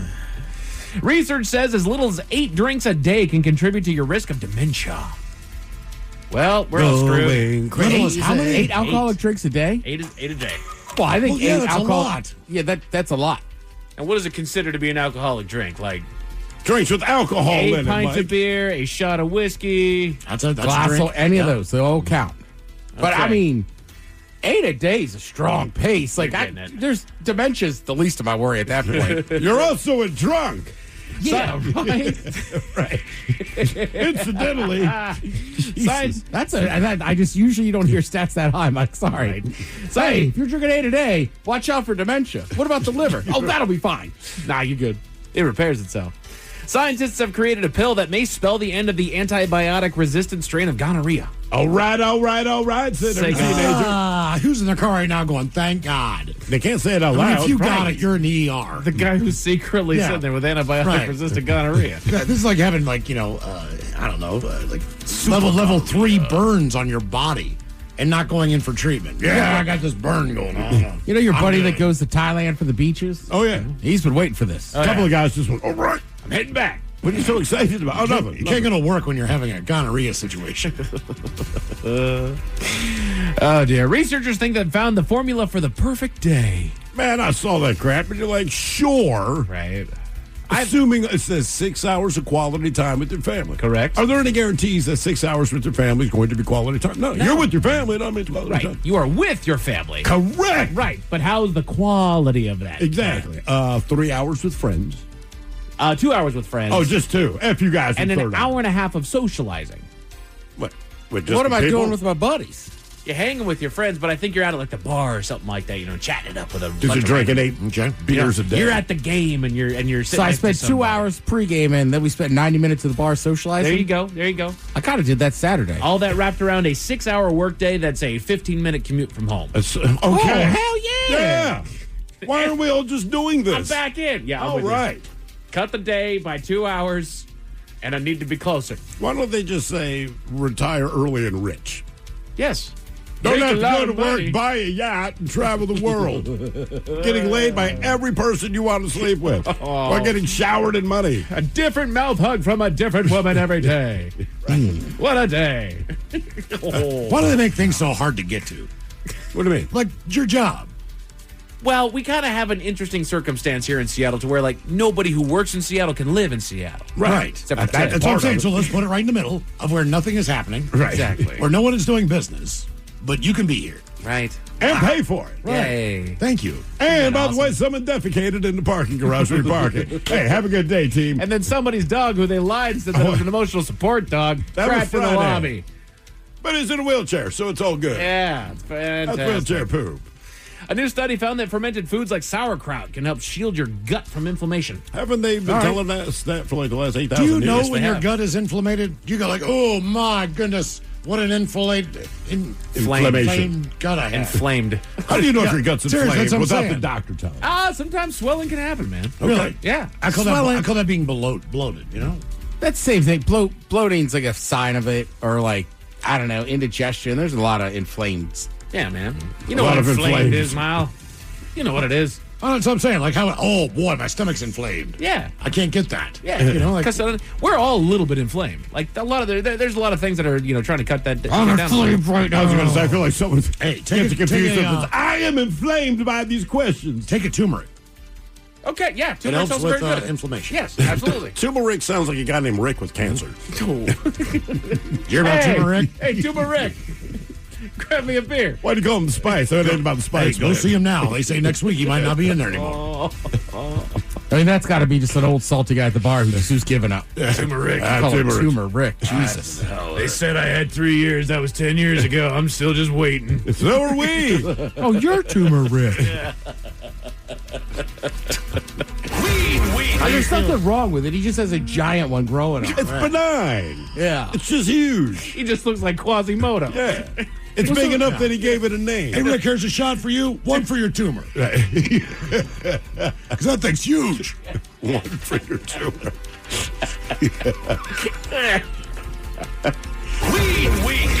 One for the tumor. Okay. What's that tumor of yours like, Yegi? Get him 2 different shots. I got a whiskey for you. Yegi's for the tumor. And tequila for the bump. All of a sudden, it just opens up, starts drinking it. He's got like a mouth on the side of his neck. He sticks a little Capri Sun straw in it. Oh, damn. Drink up, buddy. There you go, man. It appears that when it comes to the professional sector, quitting is contagious.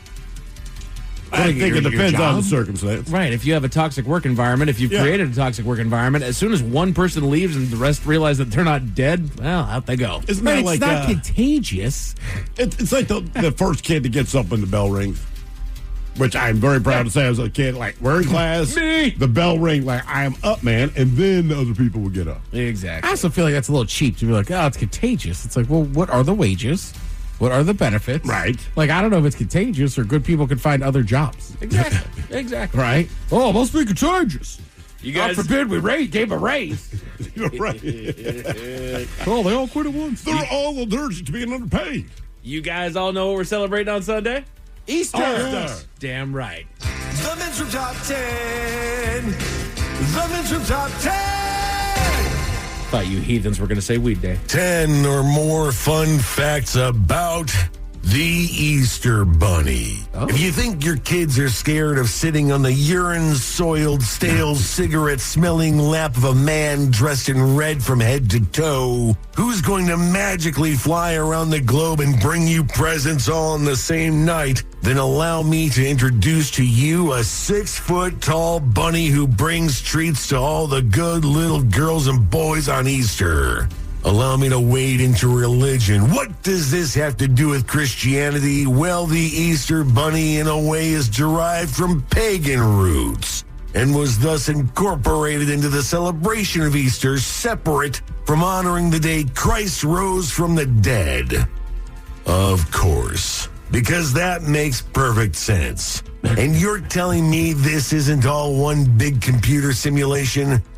Somebody give me a drink. Seems a little bitter. That makes sense. Here's some quirky, delightful, and extra surprising facts about our floppy-eared friend, the Easter Bunny there. It's actually a kangaroo. Did you guys know that Easter baskets mimic bird nests, symbolizing spring, growth, and fertility? That's why there's eggs in it. Correct. When I think fertility, I'm like, hey, kids. Check this out. Jelly beans weren't always sweet. Or tasty. Early versions were herbal. God. Yeah. Way to have fun. Man, they are real close cousins to candy corn in my world. You're not wrong, I Miles. don't like jelly beans. You don't like jelly beans? God, no. I don't like them either. Really? Those No. Starburst jelly beans. I've heard those are kind of a different they thing. taste like, if they taste like Starburst, then Yeah. it's better than tasting like jelly beans. And that's still Jelly Belly, yeah? No, Starburst jelly beans. I'm aware of that, but they're not like in collaboration with Jelly Belly doing that? Okay, my bad. Deep state, bro. Okay. They're working together behind the scenes. Sorry, it's not unfathomable that they would make a partnership, Ted. I mean, I named checked who makes them. Well, they are. They do that all the doggone time. Wait, well, companies will combine all the time to make products that are indicative of each other. Sure. Yeah, Ted. That's why M got together with M. Yeah. Came with M&M. And M&M. Yeah. Well, there was always Jelly Belly. There was always Jelly Beans. And then That was Jelly Roll. 20, yeah. And then it was like 20 years ago, Starburst was like, screw it, we're going to make our own. And they're just head and shoulders above any other jelly bean. Yeah. I think they sell them year round now. Yeah. Goldfish doesn't own Old Bay, bud. Now we got Old Bay Goldfish. Touche. Victorian era Easter cards featured bunnies sipping tea, painting eggs, and dancing. Basically, the origin of cottagecore. Cottagecore. That's the new kind of death metal I'm putting Yeah, out. like what? It's made with beef. Who needs a toilet? Cottagecore. Most illustrations show the Easter Bunny painting or carrying eggs left-handed. Why does that matter? The Easter Bunny's left-handed. Okay. So I'm just know left-handed that too. So if you get the autograph of the Easter Bunny and he signs with his right little paw, call him out for being a fraud. damn right, there in the mall. That is a liar, and you need to get your kids You are away from full it. of lies. It's a creeper.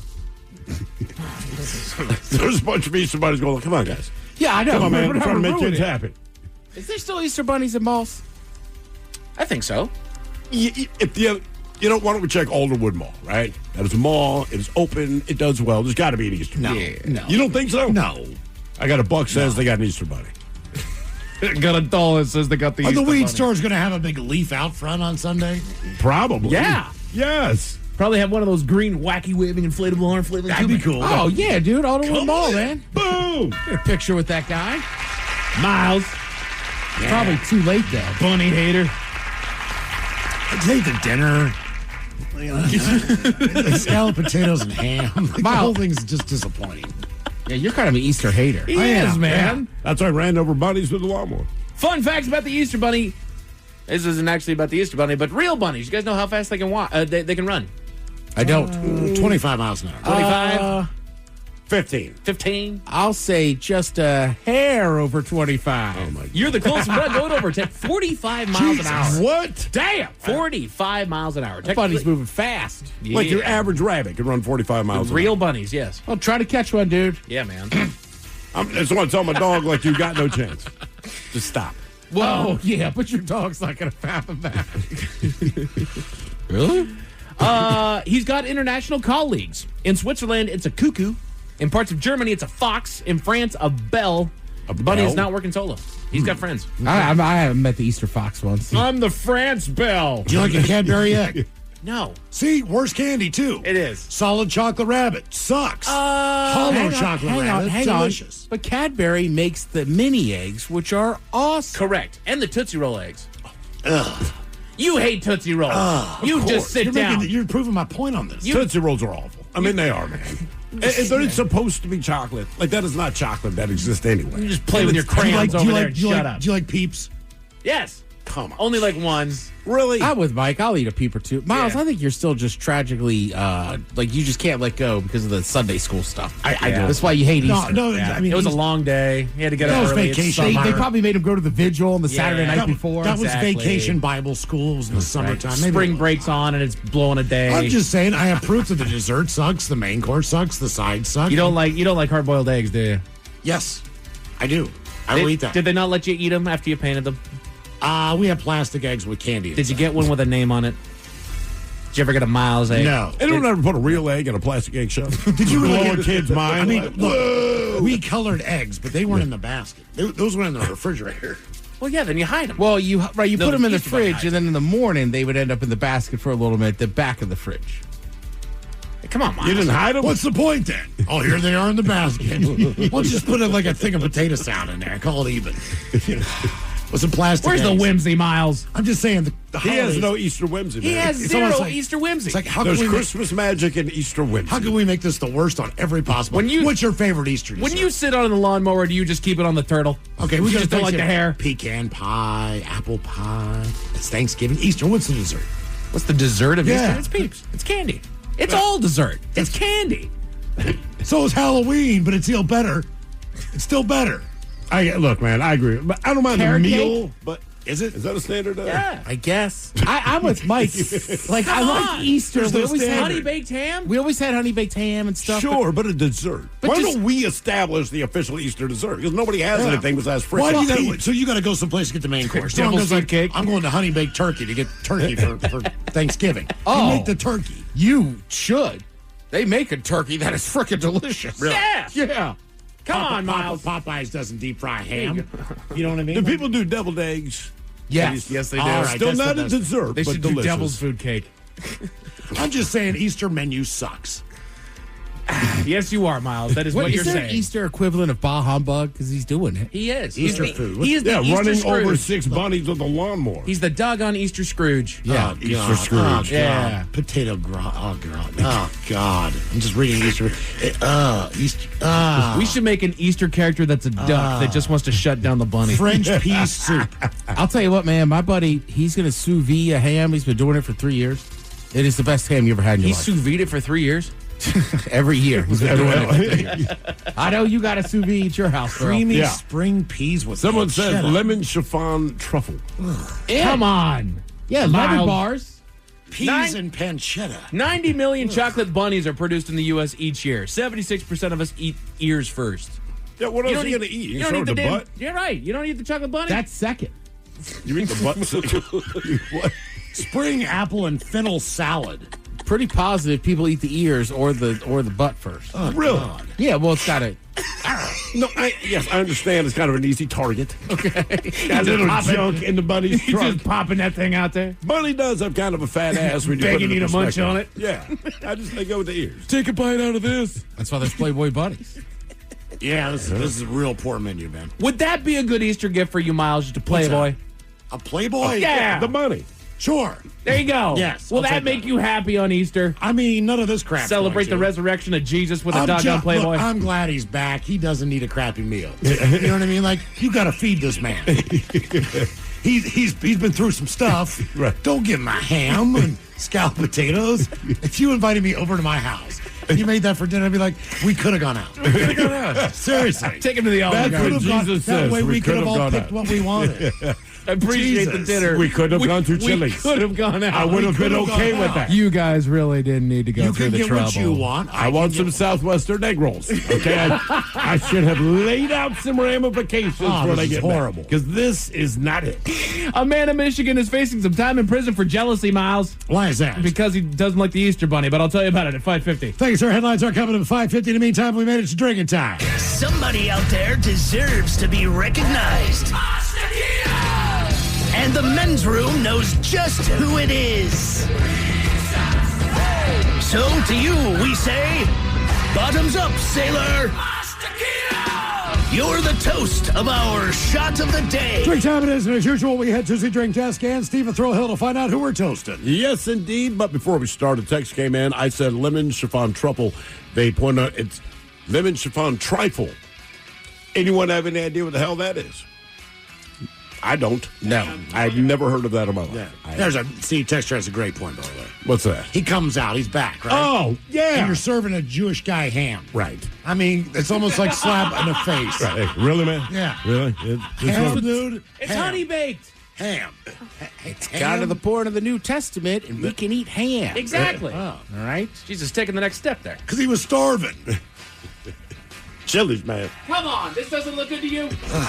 Today, we chose Vice President Easter hater. Vice President J.D. Vance. Now, as an Ohio State University alum, Vance, well, he was the final presenter to the championship football team who were at the White House to be presented with the team's national anthem. All right, let's play it. Yes,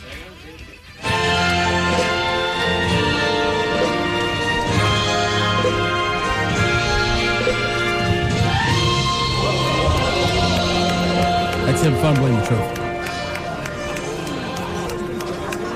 Yeah, you can't really tell what happens there, but see, after all the speeches, Trump, Buckeyes coach Ryan Day, well, Vance, he went to hoist the trophy again because he's an OSU alum. He didn't realize that the golden top was separate from the heavy black base.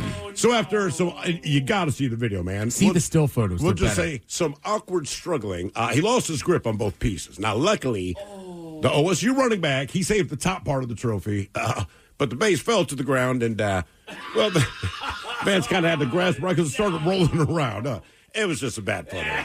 Anyway, after reassembling the trophy, Vance held it up for the photo op, but keep in mind, the players were just dying in the background. Oh, no. Dude, the video is hilarious. It is. I didn't realize it was two pieces either, man. So you see the running back catch it in the back. The base just goes rolling off. He's got to scramble to get this thing.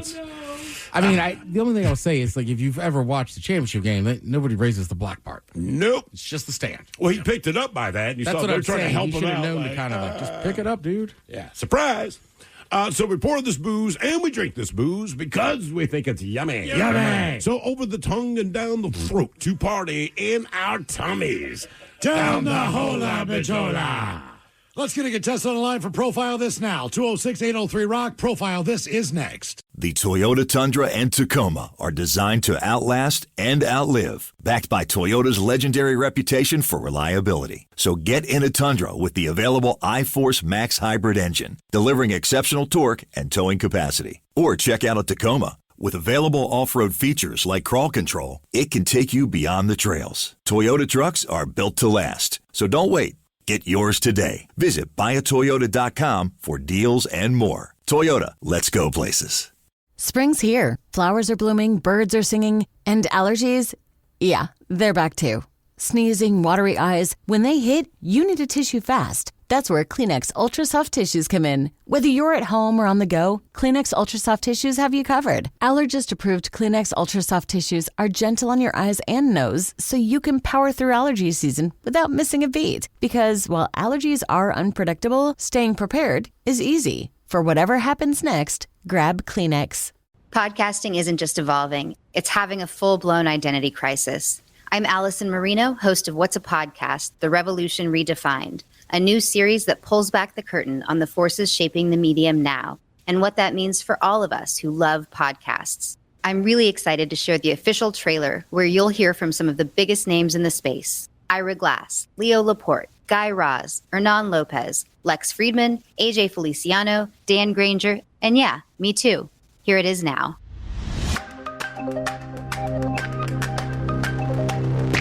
I still want to kill the word podcast.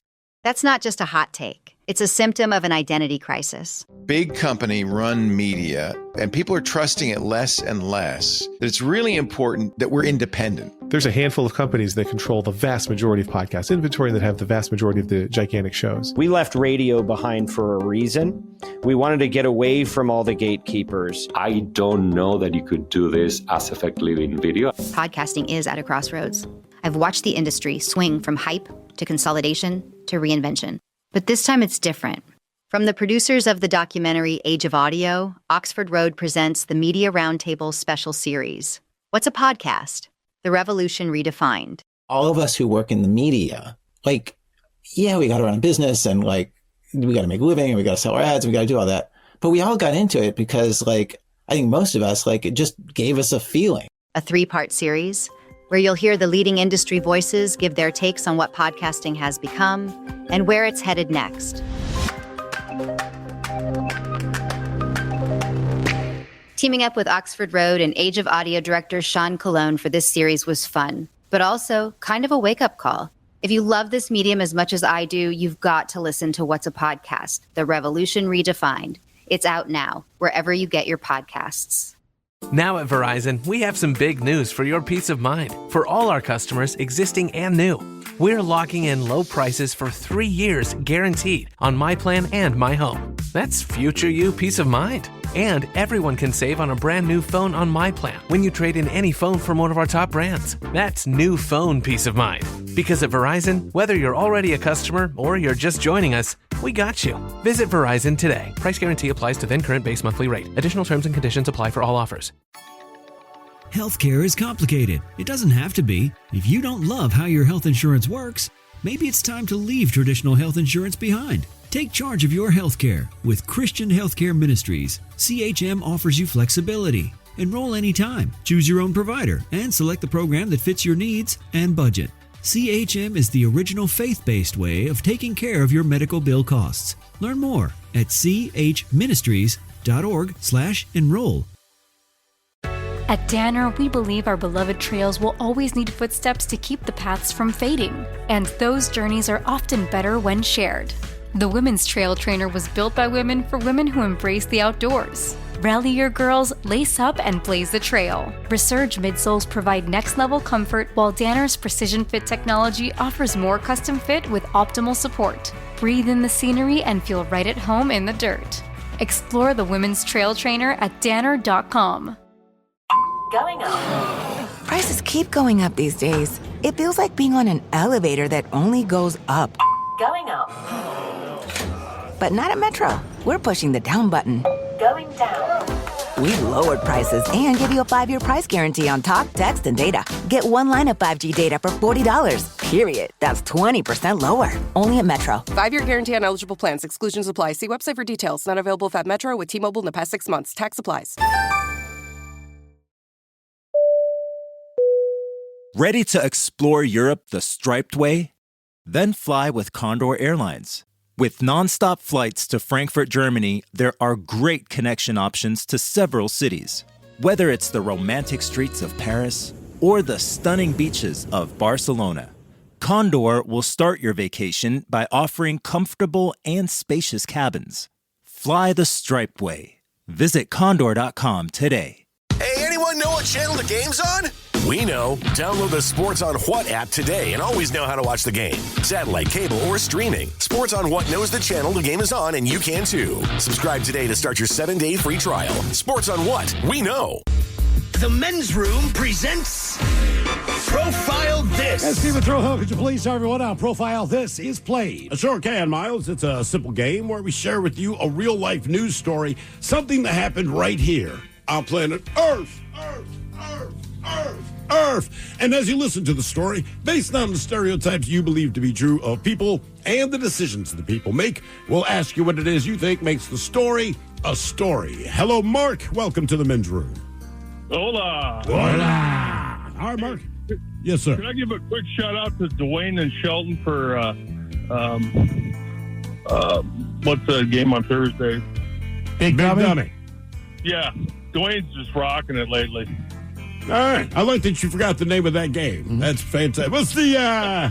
Yeah, what's my buddy, the dumb one? What's he be playing? Perfect game for him, man. Yeah. Dwayne. Dumb as hell. All right, now, Mark, you understand... Shout out to all the Dwaynes. All the Dwaynes out there. You're all dumb. All right, Mark, you understand how this year's game is played? Oh, yeah. All right, you got your choice of 1 of 3 categories today. We have interior decorating, where you guess the foreign object that ended up on the inside of someone. Animalize This, where you guess the animal responsible for causing the problem. And finally today, we offer you License to Spill, where you guess the substance responsible for creating the mess. Analyze This.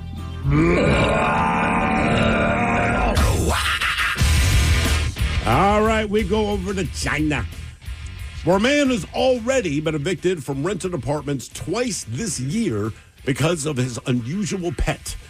Identified only as Mr. Chen, a 30-year-old retired boxer who currently works as a part-time part-time fitness and boxing coach. He's become an overnight celebrity because of his unusual house pet. So back in January, Chen bought himself a pet. He had planned on getting a dog, but the more he thought about it, the more the animal of choice made sense to him. He claims the animal is a constant reminder that he should work hard to reach his life goals. But at the same time, he should take caution not to become a workhorse. Now, to each their own, but Chen's unusual choice for a pet landed him in hot water with at least 2 landlords, but he refuses to give up on his beloved pet, and is currently looking for another place to rent. Now, photos and videos show Chen cleaning and feeding the 4-month-old pet, dressing it up, taking it out for walks, but some users criticize him, saying he's only using the animal to draw attention to himself. Now, he has hit back against his critics, claiming to genuinely love his pets and arguing that no one in the right mind would get evicted twice if they were not emotionally attached. Is it 1 or 2? He has 1. 1. Okay.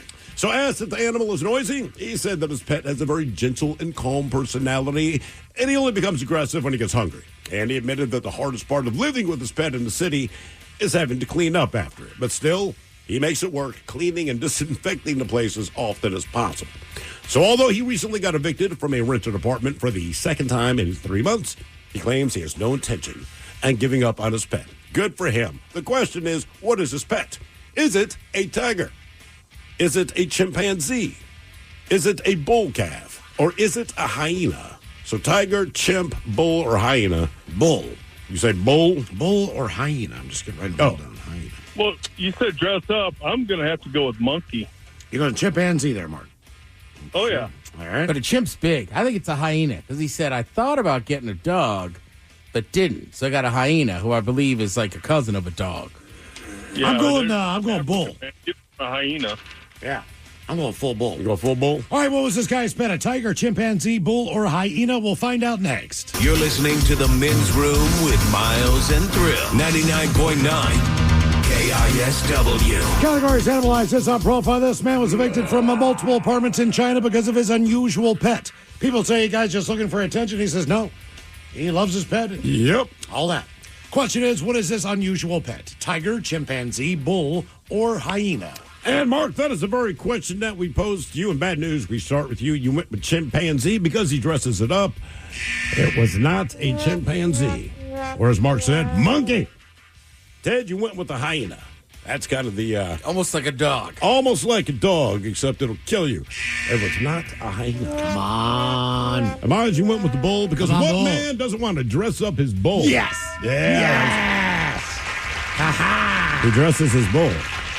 And now, because your pathetic life is confined to countless hours in front of a talking box, the Men's Room presents TV Time with Ted. All right, your choices today. You got the Jimmys. Calvin Kimmel. Stephen Colbert. Seth Meyers. Writers. Or Ted Smith. Is it Ted or is it late night? It is right there. The title. These guys have teams of talented writers who come up with their monologues each and every night. It is up to you to determine, is this an actual late night joke and from whom, or could it be a The Ted Smith original? Publishers Clearinghouse has fired for bankruptcy. They say the prize patrol will still hand out awards during the process, but they need additional financing because they're underwater. Which begs the question, where do they get all that money to begin with? All I ever saw them do was give it away. The Ted Smith. Yes. Yeah. I was going to ask the same thing. Like, you're giving out $1 million prizes. Do you know what they do? Publishers Clearinghouse? Yeah. I have no freaking idea. Sell magazines? But if I guess so. publishers Yeah, I had to is look the it first up. part, I'm guessing you're going out of business. Yeah. In China, 100 tons of live crocodiles were auctioned off for $500,000. But the winners must pick them up at their own risk.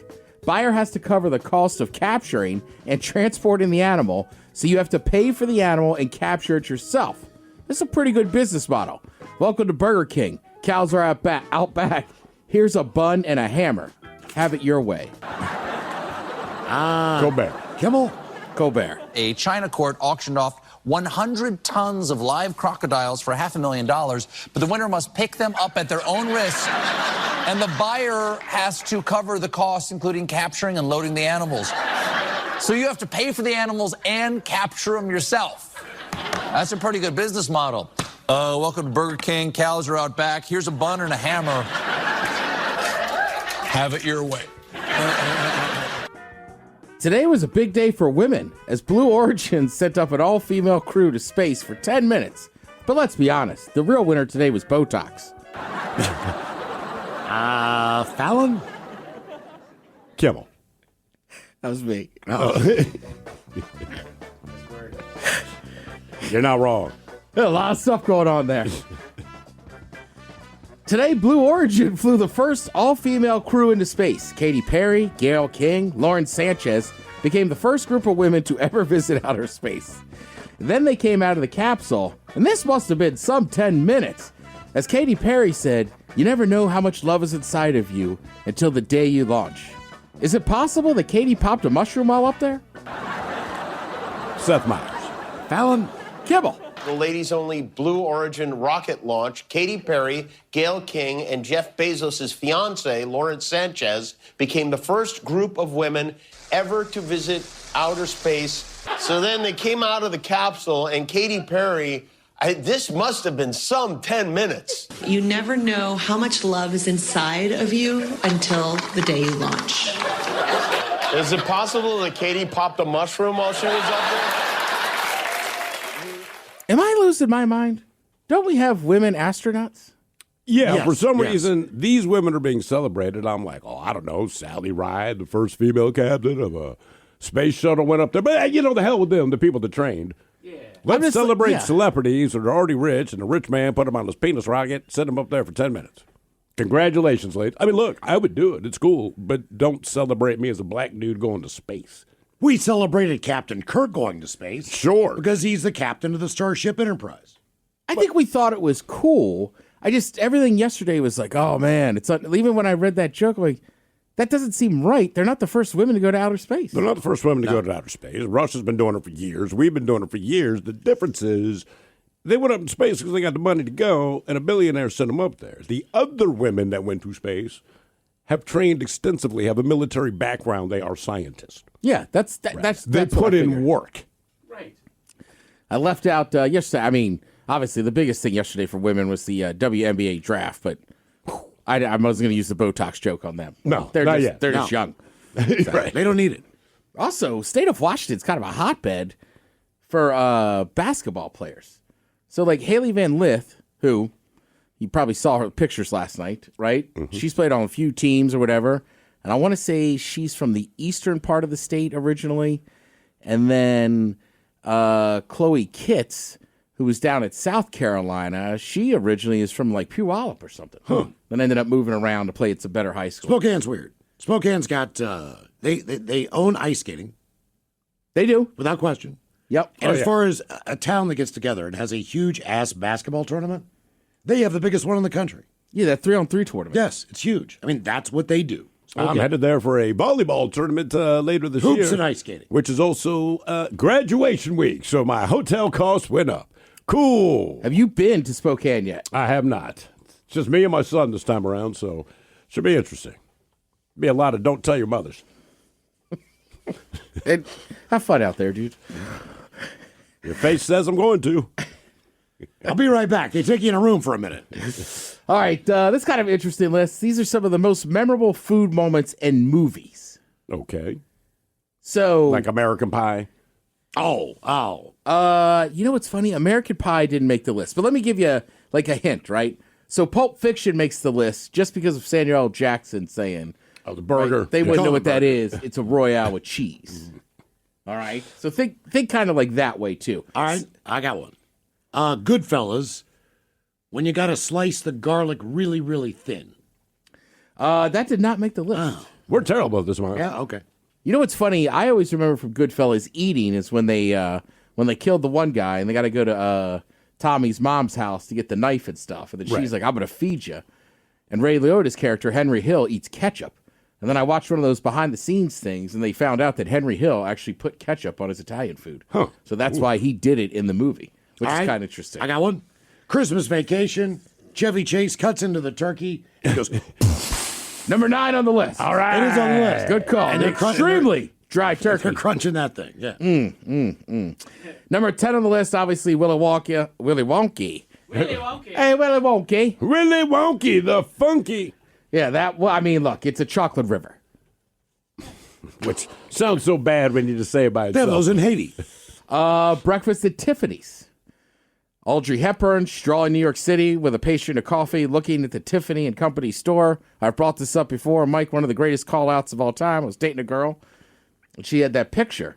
All right. It's kind of a famous picture. Yeah, I know the one. I do not know what it is. I have never seen Breakfast at Tiffany's. And I go, hey, this chick looks like she's hungover and just kind of barely hanging on a Sunday morning, staring inside. She goes, that's what the movie is. Right. I was like, no S. Like, yeah. She was like, you nailed that one. I was like, yeah.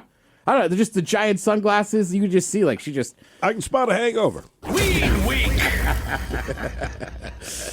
Let's see.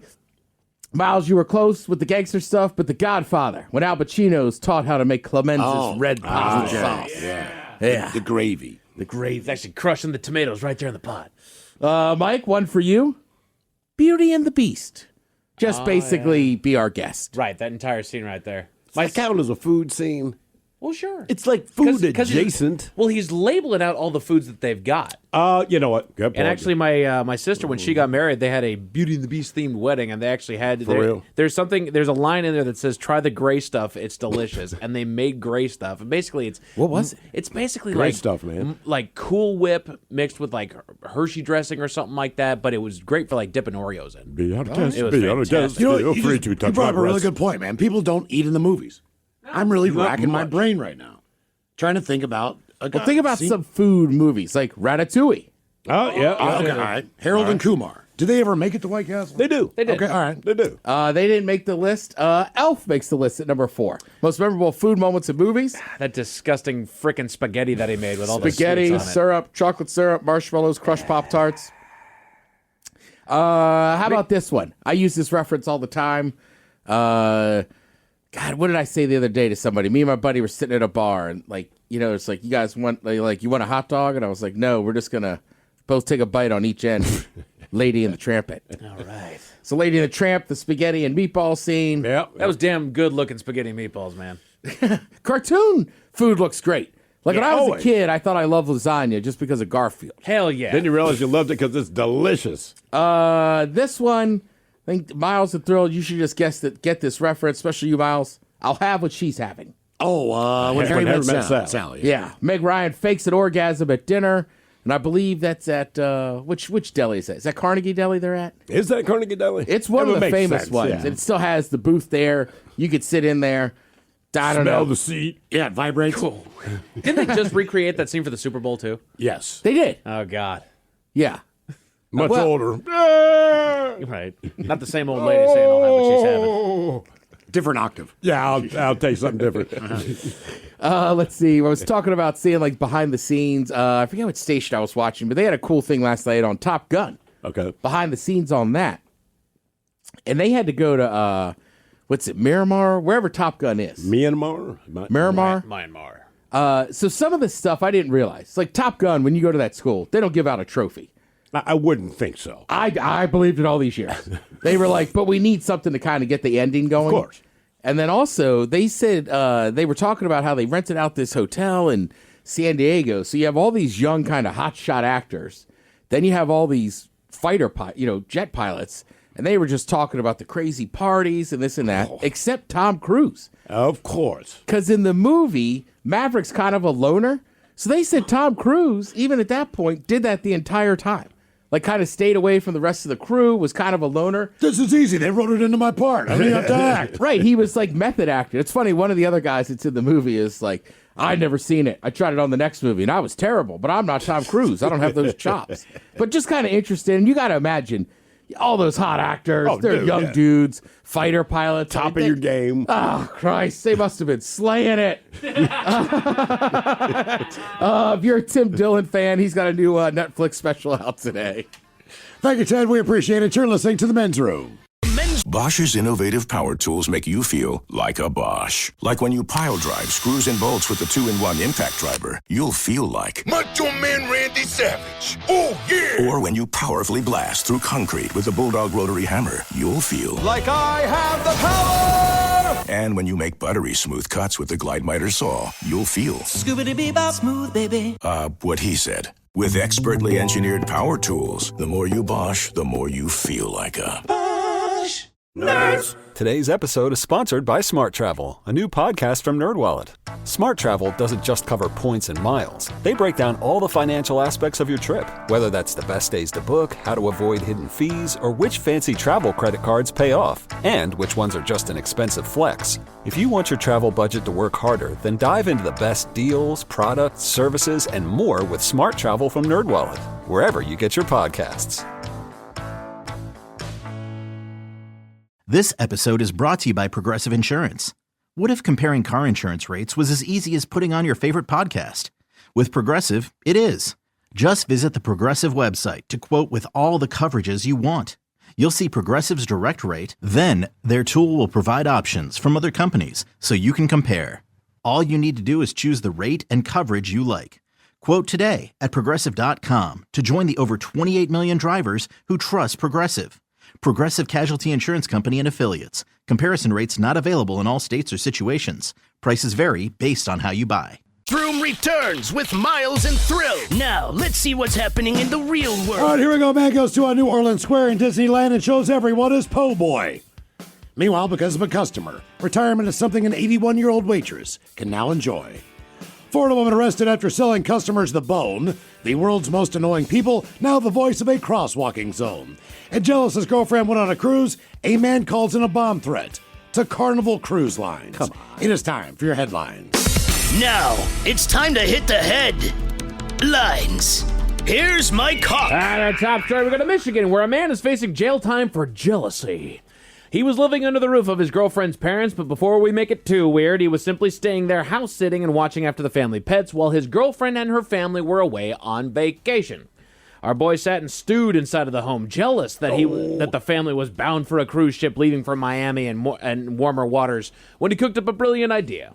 If he wasn't going to be able to get on the cruise ship, he might as well have some fun. So he got on his computer, wrote out an email, and sent it to the officials with the cruise ship, informing them that he had stashed a bomb somewhere on board. Hilarious. Here's a guy who gets to live for free at his girlfriend's parents' house. All he's got to do is watch the animals while they're away. Right. And he won't even do that. No.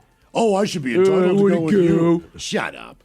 This, of course, is not true, but cruise officials don't get to take that chance, and 1,000 rooms had to be searched with the boat stopped dead in the water as they verified that it was indeed a hoax. He was eventually tracked down by authorities who traced back the email back to him, and he was arrested and faces 8 months in prison. Did he not think they were going to trace the email back to him? I know. And, to his credit, he also says, yeah, I did it. I take full responsibility of it. No, not to your credit. You did it. Right. You could stop there. That's the issue. Right. You did it. Right. And I don't... It's actually better if you actually just want to try to ruin their time and call in a bomb threat as opposed to saying it's a joke. Because the thing is, you ruin it for everyone on the ship. Exactly. Way to go, you jackass. We go to Florida in other news, where the Facebook marketplace gets a little dark. Police received a tip that somebody was selling human remains on the marketplace under the business name Wicked Wonderland. Sure enough, the store advertised several human bones for sale at various prices, including ribs, clavicles, scapulas, and even partial human skulls.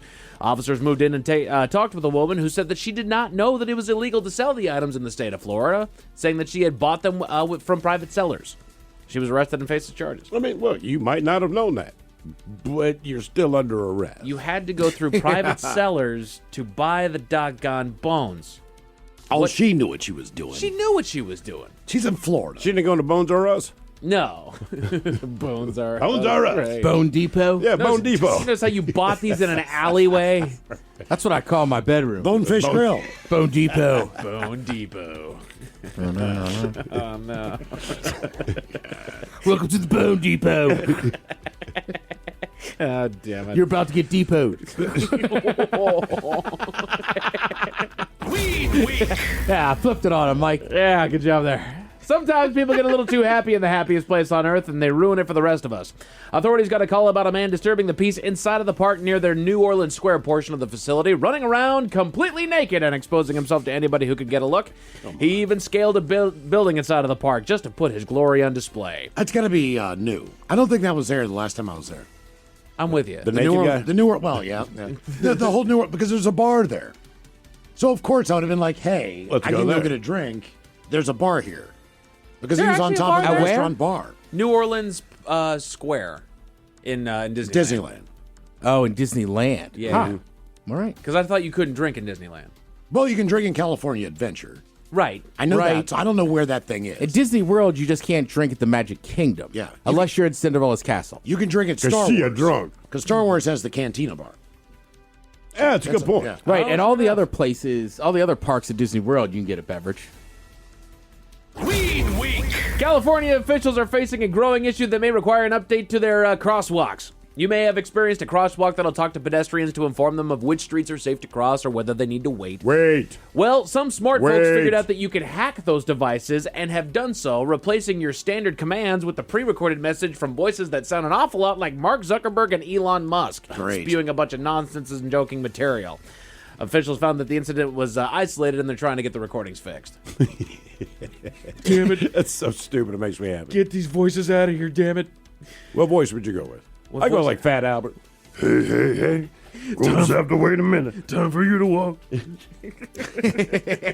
Just in case those stories left a bad taste in your mouth. Thankfully, there's good news. We go to Pittsburgh, where people come together to help people. A woman took her son to a local That's what restaurant. everybody says about Pittsburgh. I hear it all the time. Took her son to a local restaurant and heard that her 81-year-old waitress was confiding with another customer that she couldn't make ends meet with her Social Security check, making it impossible for her to retire and forcing her to work through some serious back issues. The woman immediately pulled her phone out and recorded a video starting with the simple plea, if I have one video go viral, please let it be this one. She then told the story of our 81-year-old waitress giving her all of the money in her purse as a tip, a modest $40, and asked anyone that was willing to be able to help. Within 24 hours, the video had indeed gone viral, and she had $120,000 sitting in the GoFundMe, waiting to be delivered to the waitress. And as time went on, the donations continued, and the pot swelled to an even more impressive $300,000. By the way, Eden Park kicks ass. That place is awesome. Did you watch that video? No. Oh, she's like, how old are you, man? I know it's an unfair question to ask. She's like, well, I'm 18, reversed 81. she goes, but I tell you what, I work harder than any of these young whippersnappers in here. She called them whippersnappers. Whippersnappers. I think that really helped her. Hell yeah. Whippersnappers. Oh, Lordy. Men's Room Sports are brought to you by the fine folks at Sports on What. You've got some NBA basketball on tonight. The Mariners are in action against the Cincinnati Reds, and your Seattle Kraken are wrapping up their season tonight at home against the Kings. Find out where and when to watch all those sports. Today the last game? Today's the last game. Huh. Today's the last game. Find out where and when to watch all those sports in one handy location. It is called the Sports on What app. As far as your weather, partly cloudy skies tonight, bringing things down to 44. Tomorrow we've got more of the same, mostly sunny skies and a temperature into the mid-60s. And all week long we are celebrating Weed Week. We draw one name out of a bowl, and it is up to you, the listener, to follow the clues throughout the show and guess which member of the men's room you believe was pulled out of the bowl. And for everybody that voted for Steve the Thrill Hill, congratulations. You changed it from hat to bowl. I see what you did there. See what I did there? Jeez, so slick. That's right. That is it for your headlines with Mike Hawkins. Thank you so much. Appreciate it. We'll see you tomorrow for the return of Who Sucks Less. The lovely Jolene is up next. Yes, indeed. It's all true. But in the meantime, well, we be all about this bitch. So until next time, please do what you do best. And for Aletha's sake, stay beautiful. The Men's Room has been taped before a live studio audience. Wardrobe and makeup provided by Mantastic Limited. This has been a presentation of the Men's Room Radio Network. Oh, man. A Double Flush production.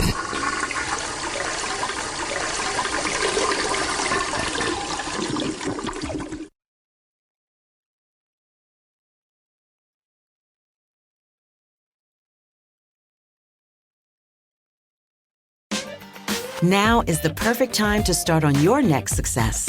An accredited state university, University of Maryland Global Campus offers online and hybrid courses. Plus, you can earn up to 90 credits toward a bachelor's for prior learning and work experience, or transfer up to 12 credits toward a master's. Apply now and save with no application fee. Classes start May 14th. Learn more at umgc.edu. Certified to operate in Virginia by Chev.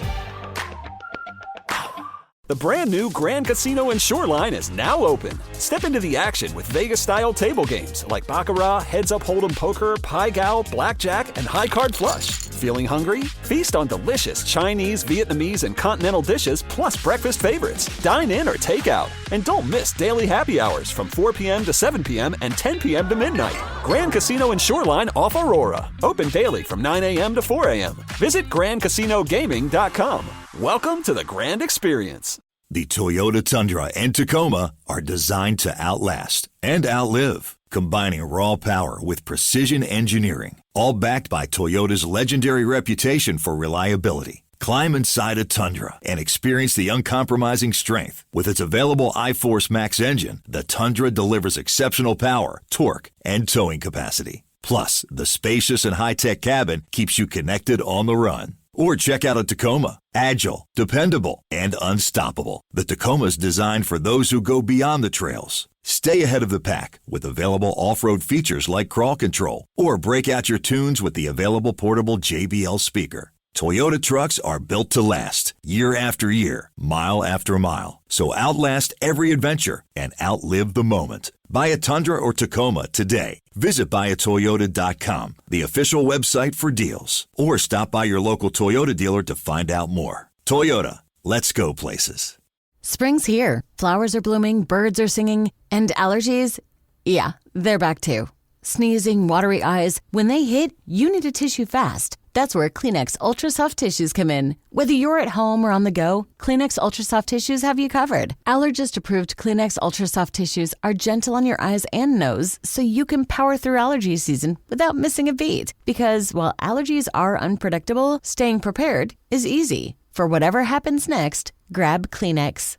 Now at Verizon, we have some big news for your peace of mind. For all our customers, existing and new, we're locking in low prices for 3 years guaranteed on My Plan and My Home. That's future you peace of mind. And everyone can save on a brand new phone on My Plan when you trade in any phone from one of our top brands. That's new phone peace of mind. Because at Verizon, whether you're already a customer or you're just joining us, we got you. Visit Verizon today. Price guarantee applies to then current base monthly rate. Additional terms and conditions apply for all offers.